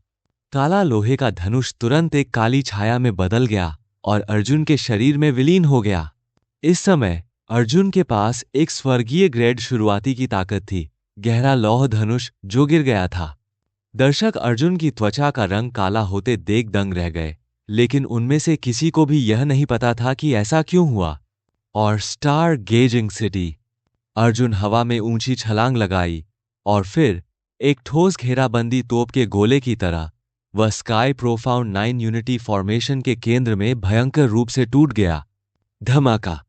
जिस क्षण अर्जुन जमीन पर उतरा, उसने अपना पैर झुकाया, एक घोड़े की तरह कदम रखा और अपने दाहिने हाथ में एक चाकू उठाया। उसने अपनी कृपाण निकालने का प्रारंभिक हाथ का रुख किया और उसके शरीर के चारों ओर तेजी से एक भंवर फैल गया। सभी दिशाओं में तेज हवाएं चलने लगीं, मुड़ने और उड़ने लगीं। गति। जिस क्षण अर्जुन जमीन पर उतरा, उसी समय स्वर्गीय गहन संप्रदाय के 80 एक विशेषज्ञों ने एक अकथनीय वातावरण महसूस किया। सभी ने अपने हथियार निकाल लिए और कुछ देर तक हवा में वार करते रहे। लेकिन जब वे जागे तो अर्जुन अभी भी अपनी आंखें सिकोड़े हुए था और हिला तक नहीं। हिस 80। एक विशेषज्ञों ने भी ठंडी सांस ली। यह मतिभ्रम, अब मेरी बारी है। अर्जुन ने अपने होंठ चाटे। अध्याय 766। उसे रोको। बुश याओजू फॉर्मेशन। 80। एक व्यक्तियों की टीम तुरंत 9 टीमों में विभाजित हो गई, जिनमें से प्रत्येक में 9 व्यक्ति थे। एक टीम पहले आगे बढ़ी। उन 9 टीमों पर पीली रोशनी की धुंधली परत छा गई। पीली रोशनी ने एक गेंद का आकार ले लिया और उन सभी 9 टीमों को घेर लिया। अगुआ व्यक्ति ने तुरंत अर्जुन पर तलवार की बत्ती फेंकी। तलवार की बत्ती अतुलनीय रूप से विशाल थी और आश्चर्यजनक रूप से 100 मीटर ऊंची थी। 100 मीटर की तलवार की चमक को नंगी आंखों से देखने पर अतुलनीय दृश्य प्रभाव पड़ता था। विशाल तलवार की रोशनी 9 तीसरे स्तर के स्वर्गीय युआन मार्शल कलाकारों के युआन क्यूई से संघनित थी और यह अत्यंत शक्तिशाली थी। अर्जुन ने कृपाण को अपनी पीठ पर थामा और अपनी दाहिनी कोहनी को कृपाण के पिछले हिस्से पर टिका दिया। उसने 100 मीटर लंबी तलवार की रोशनी का स्वागत करने के लिए ब्लेड का इस्तेमाल किया। एक जोरदार विस्फोट के साथ भयानक युआन क्यूई शॉकवेव तुरंत आसपास के क्षेत्र में फैल गई। अर्जुन ने तलवार का जोरदार वार झेला और उसका शरीर 10 कदम से अधिक पीछे चला गया। पकड़ो इसे। सभी दर्शक हैरान रह गए। स्वर्गीय गहन संप्रदाय के शिष्यों को यह उम्मीद नहीं थी कि वे एक दूसरे को अविश्वास भरे चेहरे के साथ देखेंगे। वे गहन आकाश संप्रदाय के शिष्य थे। उनमें से प्रत्येक शीर्ष 10 विशेषज्ञों में से एक था और गहन आकाश संप्रदाय के विशेषज्ञों में वे प्रतिभाशाली भी थे। इसके अलावा वह अर्जुन से एक स्तर ऊपर था। और तो और 9 लोग एक साथ लड़ रहे थे। क्या तुम्हारा काम हो गया? अर्जुन ने एक कदम आगे बढ़ाया और ब्लेड की रोशनी से वार किया। ब्लेड की रोशनी जमीन पर तिरछी होकर 9 आदमियों के दस्ते की ओर बढ़ी। स्वर्गीय गहन संप्रदाय के 9 शिष्यों को ब्लेड की रोशनी की शक्ति बेहद असाधारण लगी और उनके चेहरे थोड़े बदल गए। घूना। 9 लोगों को एक त्रिभुज में व्यवस्थित किया गया था ताकि त्रिभुज के शीर्ष पर स्थित शिष्य कृपाण प्रकाश की शक्ति का सामना कर सके, जबकि अन्य 8 लोगों ने इस व्यक्ति पर अपनी युआन क्यूई को केंद्रित किया। कृपाण की रोशनी के आगे बढ़ने के बाद स्वर्गीय गहन संप्रदाय के शिष्यों ने तुरंत अपनी लंबी तलवारों का उपयोग करके उसे रोक दिया। एक और विस्फोट के साथ स्वर्गीय गहन संप्रदाय के 9 शिष्य कुछ कदम पीछे हट गए। इस बार इसने काफी हलचल मचा दी। अर्जुन ने वास्तव में 9 लोगों को सीधे पीछे हटाने के लिए अपनी ताकत का इस्तेमाल किया। चलो साथ चलते हैं। जब उन 9 लोगों को एहसास हुआ कि वे केवल युआन क्यूई के साथ अर्जुन को नहीं हरा सकते, तो वे तुरंत अर्जुन की ओर दौड़ पड़े।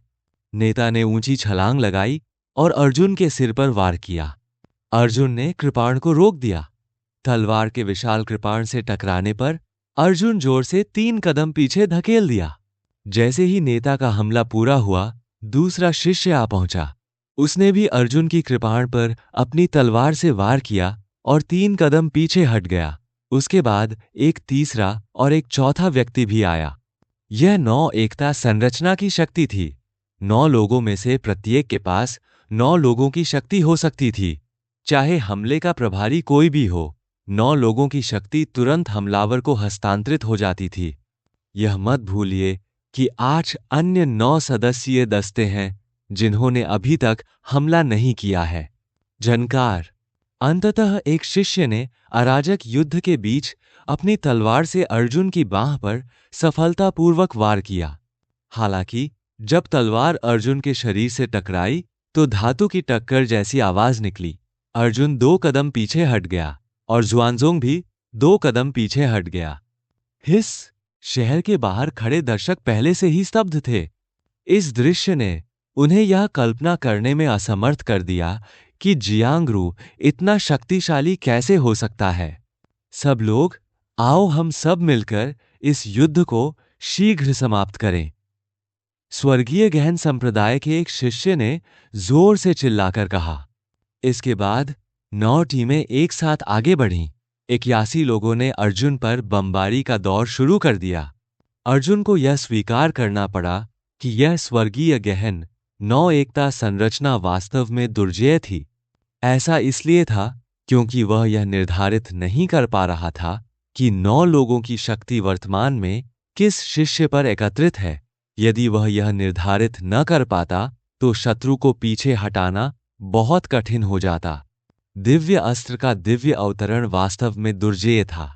इसने अर्जुन को गहन लौह धनुष की भौतिक शक्ति प्राप्त करने में सक्षम बनाया, लेकिन शत्रु के 9 लोगों की शक्ति को एक साथ संघनित करके शत्रु के लिए स्वर्गीय श्रेणी के प्राथमिक श्रेणी के अस्त्र की शक्ति को नष्ट करना असंभव नहीं था। तुम्हें पता है क्या? टक्कर में अर्जुन का शरीर 10 मीटर से अधिक पीछे खिसक गया। उसने चाकू अपने दाहिने हाथ में पकड़ा और धीरे से अपना सिर ऊपर उठाया। मैं खेलते खेलते थक गया हूं, उसने कहा। क्या आप हार मान लेंगे?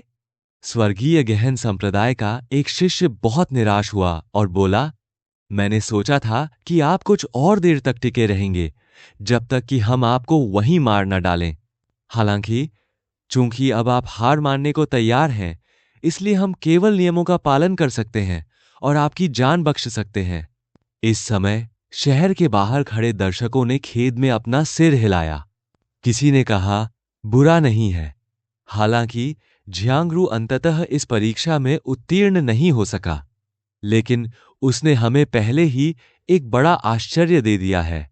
हाँ, ऐसा कर पाना पहले से ही आश्चर्यजनक है, पास में खड़े किसी व्यक्ति ने कहा। किंगजू, इस जियांगरू के बारे में तुम क्या सोचते हो? क्या वह साधना के लिए बहुत मूल्यवान है? आकाश में उड़ते बादलों के बहते समुद्र ने अपनी आवाज धीमी करके जुआन किंगजू से कहा। जुआन किंगजू ने सिर हिलाया। वास्तव में उसकी मार्शल आर्ट की उपलब्धियां मेरी कल्पना से भी परे हैं। ऐसा लगता है कि उसका मूल्य मेरी अपेक्षा से भी अधिक है। लेकिन दुर्भाग्य से यह व्यक्ति बहुत जिद्दी है। मैंने उसे पहले ही 2 बार संकेत दिया है कि उसे गहन आकाश संप्रदाय में स्वीकार कर लिया जाए, लेकिन वह जिद्दी है। लेकिन इससे कोई फर्क नहीं पड़ता, कम से कम वह हार गया, हम जीत गए। फिर उसने स्टार सिटी के अंदर देखा। स्वर्गीय गहन संप्रदाय के 81 शिष्यों ने पहले ही अपने हथियार रख दिए थे और विजयी होकर लौटने की तैयारी कर ली थी। हालांकि अर्जुन ने अपने हाथ में विशाल कृपाण पकड़ी और मुस्कुराते हुए कहा, मैंने कभी नहीं कहा कि मैं आत्मसमर्पण करना चाहता हूं। स्वर्गीय गहन संप्रदाय के एक शिष्य ने जब यह सुना तो वह क्रोधित हो गया। आपने अभी अभी तो यह कहा था, क्या आप हमें चिढ़ा रहे हैं? अर्जुन ने कंधे उचकाते हुए कहा, मैंने तो बस इतना कहा था कि मैं खेलते खेलते थक गया हूं। मैंने यह नहीं कहा था कि मैं अब और नहीं खेलूंगा। मेरा मतलब है, मैं तुम लोगों के साथ और समय बर्बाद नहीं करना चाहता। मैं इसे जल्दी खत्म करना चाहता हूं। हाँ हाँ, पागलों जैसी बातें कर रहे हो। स्वर्गीय गहन संप्रदाय के शिष्य उत्तेजित हो गए। इस तरह उन्हें अर्जुन को मारने का एक और मौका मिल जाएगा। अर्जुन ने गहरी सांस ली और मन ही मन सोचा, 6 बार सिंदूरी पक्षी बल। अपने अटूट स्वर्णिम शरीर के कारण उसने अपनी शारीरिक शक्ति 6 गुना बढ़ा ली थी। साथ ही उसकी शक्ति और गति भी उतनी ही बढ़ गई थी। इस 6 गुना वर्मिलियन बर्ड की ताकत जुआन आयरन बो की जियांगनान के लिए बढ़ी हुई शारीरिक रक्षा के साथ मिलकर पहले से ही अकल्पनीय सीमा तक अतिरंजित थी। हालांकि इससे पहले कि स्वर्गीय गहन संप्रदाय के शिष्यों को इसका पता चल पाता, वे सभी फिर से हमला कर अर्जुन की ओर दौड़ पड़े। अर्जुन की आंखों में एक तेज चमक आ गई। उसने एक कदम आगे बढ़कर अपने हाथ में पकड़ी विशाल कृपाण को एक छोटे से समूह की ओर तान दिया। इस किक से उसका दाहिना पैर सीधे जमीन पर धंस गया। उसकी किक की ताकत अकल्पनीय थी। उस कृपाण प्रहार की शक्ति और भी अधिक चौंकाने वाली थी। जैसे ही 9 लोगों की टुकड़ी ने अपनी तलवारें खींची, वे सभी अर्जुन की कृपाण के प्रहार से उड़ गए। वे 9 लोग अपनी संरचना भी कायम नहीं रख सके, जैसे आकाश में बिखरी हुई फलियां। एक व्यक्ति ने एक कृपाण से 9 लोगों को गिरा दिया। इससे पहले कि वे कुछ सोच पाते, अन्य 8 टीमें अर्जुन के पास पहुंच गईं। अर्जुन ने वहीं घोड़े की तरह कदम रखा और अपने दाहिने हाथ से कृपाण पकड़ ली। उसके बाएं हाथ में युआन क्यूई एक विशाल म्यान में बदल गई। इसके तुरंत बाद उसने अपनी कृपाण निकाली और क्षैतिज रूप से वार किया। विशाल कृपाण म्यान से रगड़ खाकर एक अतुलनीय शक्ति उत्पन्न हुई। इस कृपाण वार के साथ एक बड़ी पूर्णिमा कृपाण रोशनी अचानक बाहर आ गई। इस कृपाण प्रहार से 8-9 सदस्यीय दस्ते तितर बितर हो गए। अध्याय 660। दर्शकों की आंखें चौड़ी हो गईं। स्टार गेजिंग सिटी के अंदर अर्जुन ने अपने हाथ में एक विशाल कृपाण पकड़ी और कृपालुता से कहा, क्या आपको लगता है कि केवल गहन आकाश संप्रदाय की ताकत पूरी दुनिया में सबसे मजबूत है? क्या आप सोचते हैं कि जब तक आप इच्छुक हैं, आप दूसरों को वश में कर सकते हैं और उन्हें अपने पैरों तले रौंद सकते हैं? 80 एक शिष्य अभी जमीन से ऊपर चढ़े थे। अर्जुन की आंखें ठंडी हो गईं और वह चिल्लाया, तुम्हें इतना आत्मविश्वास किसने दिया?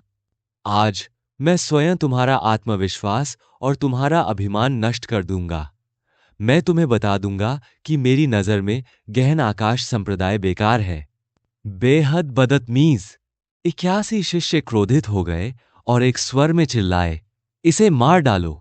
स्वर्ग को हिला देने वाली गर्जना के बीच सभी 80 शिष्य राक्षसों में परिवर्तित हो गए। 80 एक शिष्यों के शरीर 4 मीटर से अधिक ऊंचे हो गए थे और उनके शरीर पर स्पष्ट आकृतियां उभर आई थीं। स्वर्गीय गहन 9 एकता संरचना बनाने वाले इन 80 एक शिष्यों का रूप एक ही प्रकार का राक्षसी था। वे सभी राक्षसी पैंथर थे। तेंदुआ ताकत और गति के संयोजन के लिए सबसे उपयुक्त बिंदु था। यह सबसे लचीला और आसानी से अनुकूलनीय राक्षसी जानवरों में से एक था। मैंने आखिरकार अपनी असली क्षमता दिखा दी है। अर्जुन ने सिर हिलाया और कहा, अगर यही तुम्हारा सबसे मजबूत तरीका है तो मुझे डर है कि आखिर में तुम निराश होगे। अर्जुन अपनी असली ताकत का इस्तेमाल नहीं करना चाहता था। वह विश्व विनाशकारी दिव्य बिजली की शक्ति को तुरुप के पत्ते की तरह इस्तेमाल करना चाहता था और भविष्य में संप्रदाय रैंकिंग टूर्नामेंट में भाग लेना चाहता था। लेकिन आज उनका मानना था कि दिव्य हथियार से बचाव के लिए उन्हें केवल अपने सुनहरे शरीर का उपयोग करने की आवश्यकता थी। साथ ही उनकी मजबूत लड़ाकू भावना भी पर्याप्त थी। 80 एक राक्षसी स्वर्गीय गहन संप्रदाय के विशेषज्ञ जल्दी से 9 टीमों में विभाजित हो गए और अर्जुन पर फिर से हमला किया। अर्जुन ने धीरे से अपने पैर फैलाए और अपने दिल में चिल्लाया, 10 बार सच्चा ड्रैगन बल। यहां तक कि अर्जुन स्वयं भी यह अनुमान लगाने में असमर्थ था कि उसके शरीर की ताकत और काले लोहे के धनुष की मजबूती कितनी भयानक थी। उसे केवल यही महसूस हो रहा था कि इस समय वह अजेय और अजेय है। 80 एक लोग आगे बढ़े। उनकी सारी युवान क्यों फूट पड़ी जब उन्होंने लंबी तलवारों से अर्जुन पर क्रूरतापूर्वक हमला किया। तलवार की तेज धार आकाश को चीरती हुई पीछे सुंदर और तीखे चाप छोड़ती चली गई। अर्जुन का शरीर एक क्षण के लिए रुका, फिर उसके पैरों के नीचे विस्फोट हो गया तथा एक छोटे समूह की ओर विस्फोटक हमला हुआ। धमाका! जिस जमीन पर अर्जुन ने कदम रखा था वह अचानक ढह गई और जमीन के अनगिनत टुकड़े किसी भी समय उसके द्वारा हर जगह फेंके गए। जहां तक अर्जुन का प्रश्न है, उसने हिंसक तरीके से हमला किया और एक ही कृपाण से 9 लोगों की टुकड़ी को तुरंत छिन्न भिन्न कर दिया। स्वर्गीय गहन संप्रदाय के 9 शिष्यों को ऐसा लगा जैसे आकाश से कोई उल्कापिंड उन पर गिर पड़ा हो। एक भयानक शक्ति ने उन्हें अपनी चपेट में ले लिया। वह शक्ति उनकी भुजाओं को भेदती हुई उनके शरीर में प्रवेश कर गई और उनकी पीठों को भेदती हुई निकल गई। ये सभी 9 लोग अर्जुन की कृपाण के प्रहार से उड़ गए और 9 लंबी तलवारें आकाश में हर जगह उड़ गईं। अर्जुन का चेहरा चमक उठा और वह सीधे 9 लोगों के अराजक समूह में घुस गया। उसने स्वर्गीय गहन संप्रदाय के एक शिष्य को पकड़ लिया और कोहनी से उसकी छाती पर वार किया। इस कोहनी के नीचे शिष्य के शरीर में एक शक्तिशाली बल उमड़ पड़ा। कोहनी के उस भयानक प्रहार ने सबसे पहले उसकी छाती की मांसपेशियों को तहस नहस कर दिया, जिससे वह अचानक एक तनी हुई जिथर डोरी की तरह टूट गया।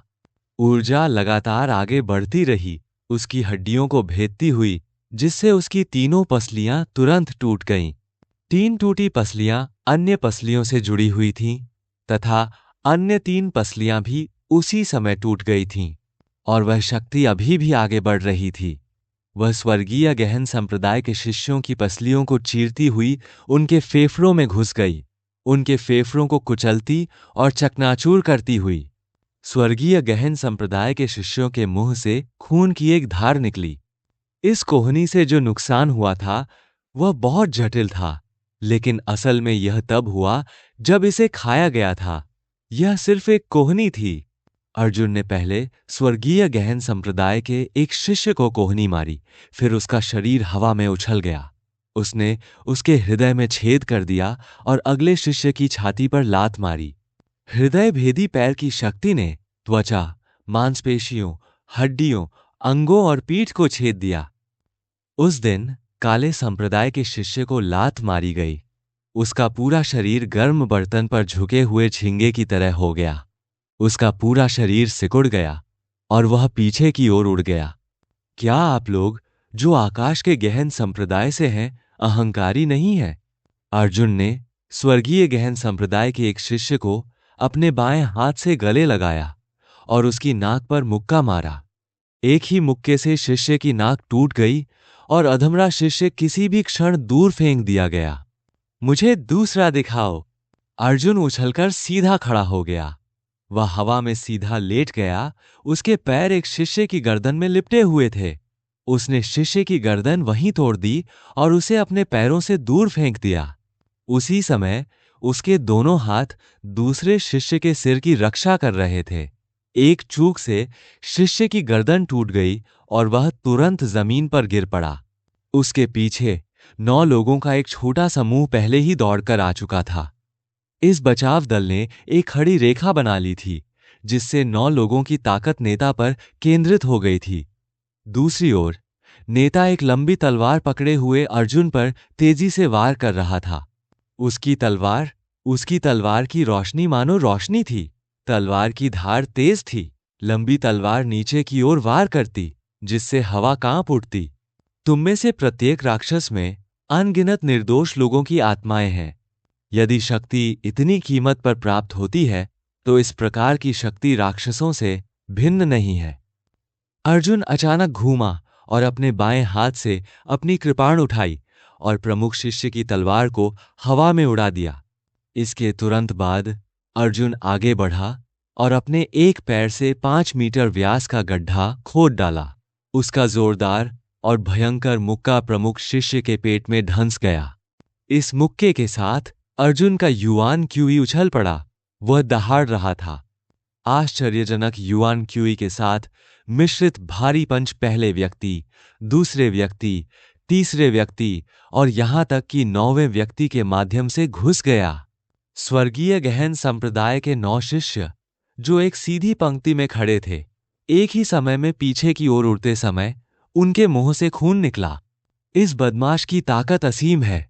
आओ हम सब मिलकर महान नौ एकता संरचना में समाहित हो जाएं। एक दिन स्वर्गीय गहन संप्रदाय के शिष्य पीले चेहरों के साथ चीखने लगे।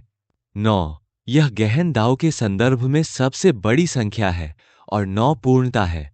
एक साथ एकत्रित हुए 9 लोगों की शक्ति लिटिल 9 यूनिटी फॉर्मेशन थी। 9 आदमियों के दस्ते की ताकत को मिलाकर ग्रेट 9 यूनिटी फॉर्मेशन बनाया गया। इसकी शक्ति सीधे 9 गुना बढ़ गई। हालांकि गहन आकाश संप्रदाय के 81 शिष्य अब एकत्रित नहीं हो सके। उनमें से केवल 65 ही अभी भी अपनी चरम अवस्था में थे। इन 65 लोगों ने एक ठोस त्रिकोणीय संरचना बनाई और अर्जुन की ओर बढ़े। 65 लोगों का संयुक्त हमला पहले से ही अतुलनीय रूप से अतिरंजित था। 65 लोग एक स्टील शहर की दीवार की तरह थे, जो अर्जुन की ओर बढ़ रहे थे। जब दर्शकों ने यह दृश्य देखा, भले ही उन्होंने इसे मौके पर व्यक्तिगत रूप से अनुभव नहीं किया हो, तब भी वे इस दृश्य के कारण उत्पन्न दमनकारी प्रभाव को महसूस कर सकते थे। इन 65 लोगों के संयुक्त हमले से सभी दर्शकों को घुटन और घुटन महसूस हुई। अर्जुन ने विशाल कृपाण को जमीन में घूम दिया और चिल्लाया, क्या स्काई प्रोफाउंड 9 यूनिटी फॉर्मेशन? यह सिर्फ एक मजाक है। गर्जन, बादलों को चीरती हुई एक अजगर की दहाड़। अर्जुन ने विशाल कृपाण जमीन में घूम दिया और अपनी बाईं कोहनी से कृपाण के पिछले हिस्से को घूरने लगा। एक जोरदार धमाके के साथ उसका पूरा शरीर जल उठा और प्रचंड लपटों के गोले में बदल गया और वह 65 लोगों द्वारा बनाई गई त्रिकोणीय संरचना की ओर बढ़ा। और अर्जुन के पीछे आकाश में एक विशाल ड्रैगन सिर वाला प्रेत प्रकट हुआ। अजगर का सिर अतुलनीय रूप से गरिमामय था। वह अहंकार से धरती की ओर देख रहा था, नश्वर संसार की सभी चींटियों को नीची नजरों से देख रहा था। इस समय जोहान किंगजू अचानक चौंक गया और एक वाक्य अचानक उसके दिमाग में आया। यद्यपि 7 बाघ शक्तिशाली थे, फिर भी उन पर ड्रैगन थे। धमाका! एक धरती हिला देने वाला विस्फोट हुआ। स्टार गेजिंग सिटी में अनगिनत इमारतें भयानक आघात तरंगों से ध्वस्त हो गईं। स्वर्गीय गहन संप्रदाय के 65 शिष्यों को आकाश में उड़ा दिया गया तथा वे सर्वत्र बिखर गए। अध्याय 669। इस समय स्टार गेजिंग सिटी में स्वर्गीय गहन संप्रदाय के 81 शिष्यों में से कोई भी खड़ा नहीं था। इस समय अर्जुन जोर जोर से हाँफ रहा था। उसने अपने दाहिने हाथ में एक बड़ी कृपाण पकड़ी हुई थी। उसका पूरा शरीर जलते हुए लोहे के टुकड़े की तरह तप रहा था और उससे सफेद धुआं निकल रहा था। क्या वह नीला ड्रैगन समुद्र में जा रहा है? क्या यह जियांगरू अर्जुन हो सकता है? फेयुन ल्यूहाई को अपनी आंखों पर विश्वास नहीं हुआ। जोहान किंगजू का चेहरा पीला पड़ गया था और उसे घर वापस भेजे जाने पर शर्मिंदगी महसूस हो रही थी। इससे पहले उन्होंने दावा किया था कि 9 स्वर्गीय गहन संरचनाएं कितनी शक्तिशाली थीं, लेकिन अब सभी 81 शिष्य जमीन पर मर रहे थे। नहीं, जोहान किंगजू का मन अभी भी साफ था।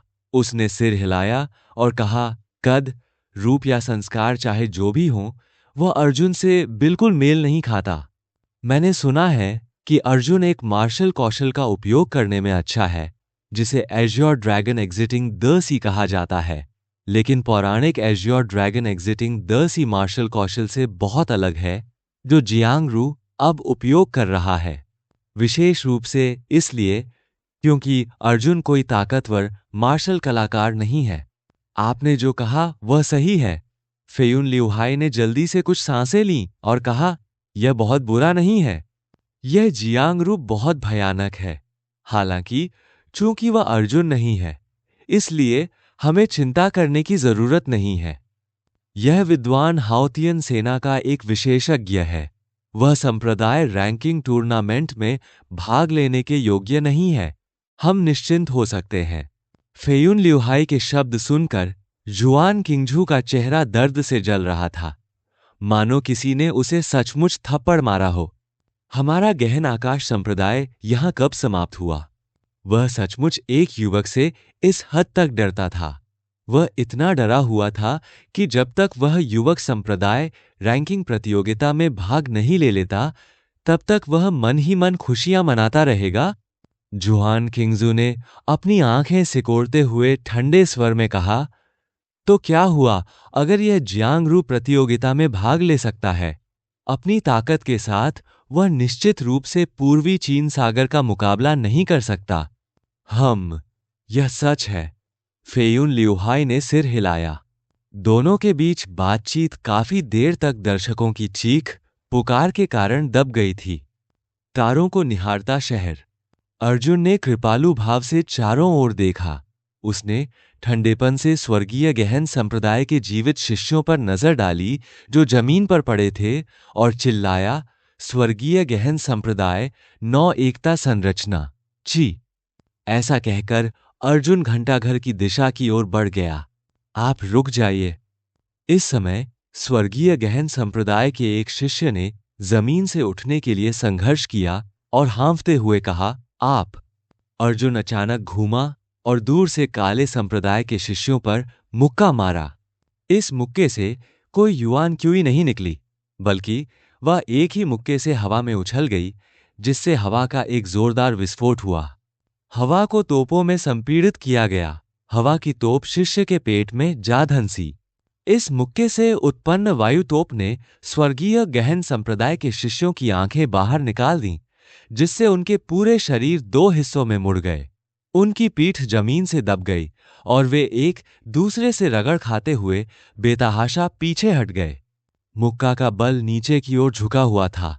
इस नीचे की ओर के बल ने गहन आकाश संप्रदाय के अनुयायियों को पीछे की ओर धकेल दिया और उनके शरीर भी नीचे की ओर धकेल दिए गए। जैसे ही वे पीछे हटे, उनकी पीठ जमीन पर एक छोटे से बढ़ते हुए पृथ्वी पर्वत की तरह ऊपर उठ गई। दर्शकों ने देखा कि अर्जुन आकाश से नीचे गिर रहा था। स्वर्गीय गहन संप्रदाय के अनुयायी तुरंत जमीन पर लेट गए और पीछे की ओर खिसकते हुए एक लंबा अंतराल बना लिया। अंततः वे पृथ्वी पर्वत पर रुके, जो उनकी पीठ के सहारे टिका हुआ था। अंत में उनके सिर झुक गए और उनकी मृत्यु हो गई। अर्जुन ने शिष्य की ओर ठंडी निगाह से देखा और विशाल कृपाण को अपनी पीठ पर उठाकर चला गया। फिर वह आसमान में उड़ गया और अपना दाहिना हाथ ऊपर उठाया। उसकी त्वचा का रंग अचानक गहरे से गोरा हो गया। इसके तुरंत बाद उसके शरीर से एक विशाल धनुष आकाश में उड़ गया। झेंग! अर्जुन ने जल्दी से अपना दाहिना हाथ बढ़ाकर विशाल धनुष पकड़ लिया। फिर उसने अपनी युआन क्यूई को एक तीर में संघनित किया और गहन लौह धनुष को पूर्णिमा की ओर खींचा। आसमान के ऊपर अर्जुन धनुष से भरा एक धनुष लेकर खड़ा था, सीधे दूर स्थित घंटाघर हाइड्रेंजिया पर निशाना साध रहा था। यह बाण तुम्हारे आकाश गहन संप्रदाय के आत्मविश्वास को भेद देगा। अर्जुन ने अचानक धनुष की डोरी ढीली कर दी और एक धमाके के साथ युआन क्यूई तीर उड़ गया। तीर अतुलनीय रूप से भव्य था। वह अपनी लंबी प्रकाश पूंछ को घसीटता हुआ हवा में प्रकाश का एक निशान छोड़ रहा था। तीर प्रकाश के एक शटल की तरह था, जो ची की ध्वनि के साथ हाइड्रेंजिया को भेद रहा था। वह अपनी पूंछ के पंखों के साथ बेतहाशा उड़ता रहा, क्षितिज से दूर उड़ता हुआ प्रकाश के कणों में विलीन हो गया। अर्जुन जमीन पर उतरा और अपना हाथ उछाला। गिरा हुआ गहरा लौह धनुष सीधे घंटाघर से लटक रहा था। अर्जुन ने अपने हाथ पर धूल थपथ पाई और आकाश में उड़ती हुई चील जैसी आंखों को देखा। क्या यह गहन आकाश संप्रदाय का 9 एकता समूह है? उसने पूछा। मैं बहुत निराश हूं। जुहान किंगजू इतना क्रोधित था कि उसका चेहरा राख सा हो गया और वह एक भी शब्द बोलने में असमर्थ था। कुछ ही देर बाद शहर के बाहर तालियां बजने लगीं। हम जीत गए, आखिरकार हम जीत ही गए। नौवीं राजकुमारी खुशी से चिल्लाई। उसने लोनमून का हाथ पकड़ लिया, उछल कूद करने लगी और मुस्कुराई। शानदार, बहुत शानदार। दर्शकों ने दिल खोलकर जयकार की। किसी ने कहा, जियांगरू की युद्ध शैली सचमुच बहुत प्रभावशाली है। इससे भी ज्यादा अनोखी बात यह है कि उसका हमला जरा भी लंबा नहीं चला। इसे एक तूफान कहा जा सकता है जिसने पत्तों को उड़ाकर दूर तक ले गया। यह सचमुच देखने में बहुत अच्छा लग रहा था। लेकिन इस विद्वान का मूल क्या है? उसे ऐसा क्यों लगता है कि वह सर्वशक्तिमान है? यह सही है। लगभग सभी पांचों प्रश्न उसने अकेले ही पूरे किए। चाहे बात पैसे की हो, संबंधों की हो या व्यक्तिगत ताकत की, उसने परीक्षा को सबसे बेहतरीन तरीके से पूरा किया। आज मुझे अंततः पता चला कि स्वर्ग से परे स्वर्ग होने का क्या अर्थ है। पृथ्वी पर लोग हैं। इस समय अर्जुन पहले ही स्टार सिटी से बाहर निकल चुका था और नौवीं राजकुमारी के पास पहुंच गया था। उसने अपना सिर उठाकर जुआन किंगजू की ओर देखा, जो आकाश में स्तब्ध था, और ऊंची आवाज में बोला, बड़े किंगजू, मैंने अपनी परीक्षा के सभी प्रश्न पूरे कर लिए हैं। क्या आपको अपना वादा नहीं निभाना चाहिए? जुआन किंगजू का चेहरा लाल हो गया था और उसकी बाहें भी थोड़ी कांप रही थीं, लेकिन उसने एक शब्द भी नहीं कहा। अर्जुन ने हल्के से मुस्कुराते हुए कहा, 9 आकाश महाद्वीप के नायकों के सामने आपका गहन आकाश संप्रदाय अपनी शर्त से पीछे हटना भी नहीं चाहता है ना? अच्छा, अच्छा, अच्छा। जुआन किंगजू ने लगातार 3 बार कहा। उसने गहरी सांस ली और कहा, ठीक है जियांगरू, तुम वाकई बहुत अच्छी हो। मेरा स्वर्गीय गहन संप्रदाय अपना वचन निभाता है। मैंने तुमसे जो वचन दिया था वह पूरा होगा। जुआन किंगजू के होंठ गुस्से से कांप रहे थे।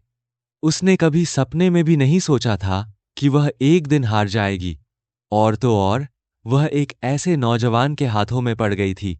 वह अचानक से चौंक गई। अर्जुन ने अपने कंधों को पार किया और जुहान किंगजू से अर्थपूर्ण ढंग से कहा, बड़े किंगजू, अब मुझे बताओ कि मैं चाय हूं या चाय का प्याला? जुआन किंगजू ने ठंडी सांस ली और चला गया। फेउन ल्यूहाई ने अर्जुन को ठंडी निगाहों से देखा और गहरी आवाज में कहा, युवक, सिर्फ इसलिए घमंडी और दबंग मत बनो क्योंकि तुम्हारे पास कुछ क्षमता है। एक दिन ऐसा आएगा जब तुम्हें बहुत बड़ा नुकसान होगा। अर्जुन ने अपनी आंखें सिकोड़ते हुए कहा, मैं कुछ नहीं कर सकता, मैं ऐसे ही पैदा हुआ हूं। अगर तुम्हें यह पसंद नहीं है तो बस उस विशेषज्ञ को ढूंढो जो तुम्हें लगता है कि तुम मुझसे निपट सकते हो। अगर तुम मेरा कुछ नहीं कर सकते तो बस आज्ञाकारी होकर इसे सहन करो। फेयुन ल्यूहाई क्रोधित हो गया और बोला, ठीक है, मेरा इंतजार करो। मैं तुम्हारा इंतजार करूंगा। अर्जुन ने अपनी बाहें पार करके कहा। उड़ते बादल बहता समुद्र प्रकाश की किरण में बदल गया और तेजी से जुआन किंगजू का पीछा किया। अध्याय 670। No firmament imperial palace, golden palace. हा, अच्छा, सचमुच अच्छा। प्रथम राजकुमार अपने आप पर प्रसन्न था। वह सिंहासन से नीचे उतरा और अर्जुन का हाथ पकड़ लिया। उसने प्रशंसा करते हुए कहा, वाह, बहुत बढ़िया। इस समय प्रथम राजकुमार वास्तव में वसंत हवा पर गर्व शब्दों के योग्य था। जब से जियांगरू ने 9वीं राजकुमारी की टीम का 9 फर्मामेंट्स महाद्वीप तक पीछा किया था, तब से वह पहले राजकुमार के लिए बहुत सारे आश्चर्य लेकर आया था। सबसे पहले सैन्य हथियारों की 2 नावें थीं, फिर राक्षसी जानवर महाद्वीप के सहकारी खनन अधिकार थे, और अंत में अर्जुन ने जुआन किंगजू के खिलाफ जीत हासिल की, जिससे हाओटियन साम्राज्य को 9 फर्मामेंट साम्राज्य के साथ एक खुला गठबंधन बनाने की अनुमति मिली। इससे पहले प्रथम राजकुमार एक दलदल में फंस गया था, खुद को निकालने में असमर्थ था। गहन आकाश संप्रदाय के दबाव में पैंतरेबाजी करने के लिए कोई जगह नहीं पा रहा था। हालांकि जब से जियांग रू नामक यह व्यक्ति आया, उसने गतिरोध को पूरी तरह से तोड़ दिया। 9वीं राजकुमारी खुद पर बहुत खुश हुई। उसने खुशी से सिर उठाया और कहा, प्रथम राजकुमार, क्या मेरे आने से आपको कोई बड़ी मदद मिली? प्रथम राजकुमार कान से कान तक मुस्कुराया। स्वाभाविक रूप से हमारे 9 फर्मामेंट शाही कबीले में 9वीं बहन का योगदान वास्तव में अपरिहार्य है।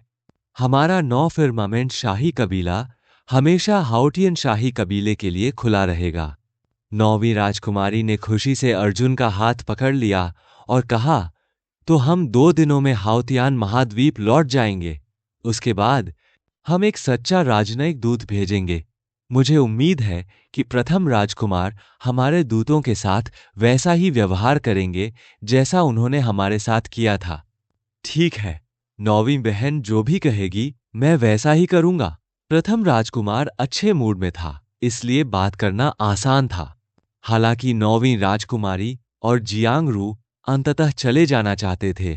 प्रथम राजकुमार पहले से ही बहुत संतुष्ट था। जियांग रू के लौटने से पहले ही वह उसके लिए बहुत अधिक लाभ ला चुका था, जिसके बारे में उसने पहले सोचने की भी हिम्मत नहीं की थी।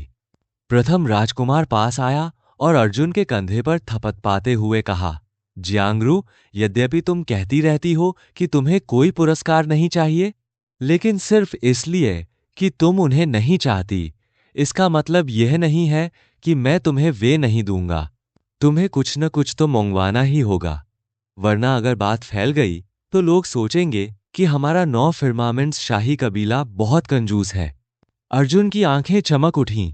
वह इसी का इंतजार कर रहा था, इसलिए उसने ऐसा दिखावा किया।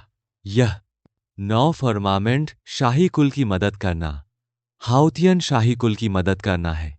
एक प्रजा के तौर पर यह मेरा कर्तव्य है और मैं इसका श्रेय लेने की हिम्मत नहीं करता।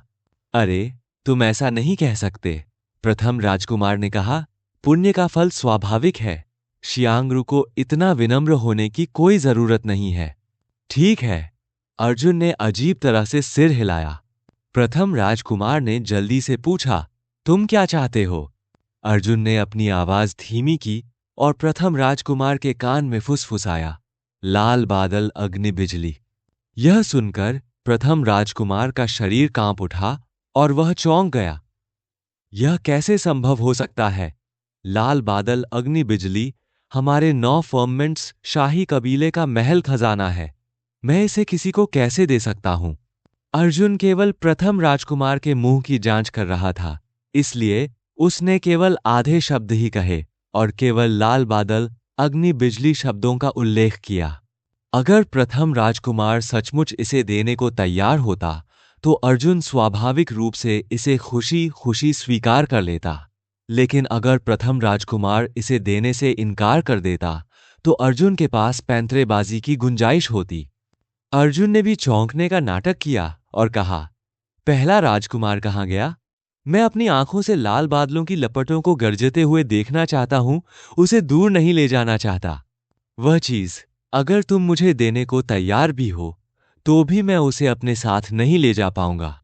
अर्जुन ने प्रथम राजकुमार की ओर आप बहुत ज्यादा सोचते हैं वाले भाव से देखा। तभी प्रथम राजकुमार ने राहत की सांस ली। उसने मन ही मन सोचा कि उसने सचमुच बहुत ज्यादा सोच लिया था। जियांग रू के स्वर्ग मूल क्षेत्र के होते हुए वह लाल बादल अग्नि बिजली का इस्तेमाल कैसे कर सकता था? प्रथम राजकुमार थोड़ा शर्मिंदा हुआ, इसलिए उसने सूखी खांसी के साथ कहा, क्या यह सिर्फ देखने के लिए है? अर्जुन ने सिर हिलाया। मैं बस देख रही हूं, लेकिन क्या मैं अकेले देख सकती हूं? मैं नहीं चाहती कि कोई देखे। प्रथम राजकुमार थोड़ा शर्मिंदा हुआ, लेकिन कुछ देर सोचने के बाद वह सहमत हो गया। वैसे भी लाल बादल अग्नि बिजली दिव्य बिजली रैंकिंग में 15वीं सबसे खतरनाक वस्तु थी। क्या उसे डर था कि अर्जुन उसे चुरा लेगी? प्रथम राजकुमार ने फुसफुसाते हुए कहा, बेहतर होगा कि तुम यह खबर न फैलाओ। लाल बादल अग्नि बिजली मेरे महल के रहस्य में बंद है। तुम्हें देखना होगा, हमें इसे खोलना होगा। ऐसा क्यों न हो, कल दोपहर को तुम खुद आकर मुझसे मिलो। मैं तुम्हारे लिए इसका इंतजाम कर दूंगा। धन्यवाद। राजकुमार। अर्जुन बहुत खुश था, लेकिन उसके चेहरे पर यह झलक नहीं रहा था। प्रथम राजकुमार को विदाई देने के बाद अर्जुन और राजकुमारी अपने महल के प्रांगण में लौट आए। नौवीं राजकुमारी ने अर्जुन से आग्रह किया कि वह उसे मार्शल आर्ट सिखाए। अर्जुन को यह दिलचस्प लगा और उसने चिढ़ाते हुए कहा, क्या राजकुमारी जिस व्यक्ति की सबसे अधिक प्रशंसा करती है वह अर्जुन नहीं है? मैं, जियांगरू, तुम्हें सिखाने की क्षमता कैसे रख सकती हूं? नौवीं राजकुमारी ने अर्जुन के कंधे को प्यार से गले लगाया और हौंसते हुए कहा, अर्जुन अद्भुत है, लेकिन अब अर्जुन को मेरे दिल में केवल दूसरे स्थान पर रखा जा सकता है। आप पहले हैं। आया? अर्जुन बहुत खुश हुआ और बोला, मुझे उम्मीद नहीं थी कि मार्शल आर्ट में मेरी इतनी बेजोड़ प्रतिभा होगी। क्या आश्चर्य है। नौवीं राजकुमारी ने देखा कि वह उस पर हौंस रहा है और उसने अर्जुन की छाती पर मुक्का मारा। ऐसा मत करो। पहले यह स्पष्ट रूप से तुम ही थे जो पागल और मूर्ख होने का नाटक कर रहे थे और तुम कमजोर होने का नाटक करने पर अड्डे थे। मैंने तुम्हें कम आंका था। क्या यह हो सकता है कि मैं दोषी हूं? अर्जुन मुस्कुराया और अपना सिर हिलाया। जब तक राजकुमारी सुरक्षित और स्वस्थ है, यह मेरी सबसे बड़ी संतुष्टि होगी। महाराज, हम 9 फिरमेंट्स महाद्वीप छोड़ने वाले हैं। जल्दी करो और तैयारी करो। अर्जुन नौवीं राजकुमारी को दूर भेजने का अवसर ढूंढना चाहता था। हालांकि नौवीं राजकुमारी ने इनकार कर दिया और अभ्यास करने पर जोर देते हुए अर्जुन को पकड़ लिया। अर्जुन बेबस था। वह बस इतना ही कह सका, ऐसा नहीं है कि मैं अब नहीं जा रहा। हम साथ में हाओतियान लौटेंगे। उस समय बहुत समय होगा। क्या तुम्हें अब भी इस पल की परवाह है? और हां, तुम बड़ी मुश्किल से 9 स्वर्गों तक पहुंचे हो। शायद तुम्हें जिंदगी में ऐसा मौका कभी न मिले। क्या तुम ऐसे ही जाने को तैयार हो? क्या आप 9 फिर्मामेंट्स में खेलने और अधिक अजीब छोटे खिलौने खरीदने के लिए समय का लाभ नहीं उठाना चाहते? यह सुनकर नौवीं राजकुमारी की आंखें तुरंत चमक उठीं। अय्या, तुमने यह पहले क्यों नहीं कहा? तो क्या? खैर, मेरी वर्तमान पहचान तो पहले ही उजागर हो चुकी है। जल्दी करो और ली जुनेई से मुझे घुमाने का इंतजाम करो। मैं सिर्फ उन मशहूर शहरों में जाना चाहती हूँ। मैं चीजें खरीदना चाहती हूँ। मैं बहुत सारी चीजें खरीदना चाहती हूँ। यह मुश्किल नहीं है। अर्जुन ने ली जुनेई को संदेश भेजा। दूर से संदेश प्राप्त करने के बाद ली जुनेई भावुक होकर आह भरने से खुद को नहीं रोक सकी। यह जियांगरू कोई साधारण व्यक्ति नहीं है। कोई आश्चर्य नहीं कि भाई म्यूचेन जियांगरू के बारे में इतना अच्छा सोचते हैं। हालांकि मुझे लगता है कि वह भी एक ऐसे व्यक्ति हैं जो भाई म्यूचेन के इतने करीब आ सकते हैं। क्या वह एक साधारण व्यक्ति हो सकते हैं? ली जुनई ने लंबे समय से 9 आकाशमंडल महाद्वीप में जियांगरू की प्रतिष्ठा के बारे में सुना था और उसके दिल में यह विचार था कि वह जियांगरू के कितने करीब था। युवा स्वामी, हमारा परिवार व्यस्त है। क्या आप सचमुच हाउतियन साम्राज्य की 9वीं राजकुमारी के साथ कुछ दिन बिताना चाहते हैं? एक बुजुर्ग सेवक ने सिर झुकाकर आदरपूर्वक पूछा। ली जुनई मुस्कुराए और बोले, क्या तुम नहीं देखते? भाई जियांगरू हमें एक मौका दे रहे हैं। अगर मैं इन कुछ दिनों में 9वीं राजकुमारी के करीब पहुंच सका, तो भविष्य में हमारे स्नो फॉक्स कबीले को हाउतियन साम्राज्य में एक समर्थक मिल जाएगा। यह सुनकर परिचारक बहुत खुश हुआ। युवा मास्टर, आप यह कहना चाहते हैं कि आप हाउतियन के लिए उद्योग खोलना चाहते हैं? यह बहुत खुशी की खबर है। ली जुनई ने सिर हिलाया। शायद हमारा स्नो फॉक्स वाहमपोआ अभिजात वर्ग कबीले जितना बड़ा नहीं है, लेकिन यह अपरिहार्य है कि हमारे कबीले का व्यवसाय बाहर की ओर बढ़ेगा। हाउतियन शाही कबीले से दोस्ती करने के इस अवसर के साथ हमें कम से कम 10 साल कम युद्ध करना पड़ेगा। भविष्य में हम हाउतियन महाद्वीप में एक सुचारू जीवन का आनंद ले सकेंगे। जियांगरू, जियांगरू, हार मानने से पहले तुम्हें मुझे और कितने आश्चर्य देने हैं। 9 आकाशीय महाद्वीप में हर कोई जानता था कि गहन आकाश संप्रदाय का पतन हो चुका है। इसके अलावा जब जुआन किंगजू स्वयं प्रकट हुआ तो वहां भयंकर कोहराम मच गया था। वह जियांगरू नामक एक युवक से पराजित हुआ। यह इस दिन से था कि जियांगरू शब्द नौ फर्मेंट्स महाद्वीप में पूरी तरह से गूंजने लगा।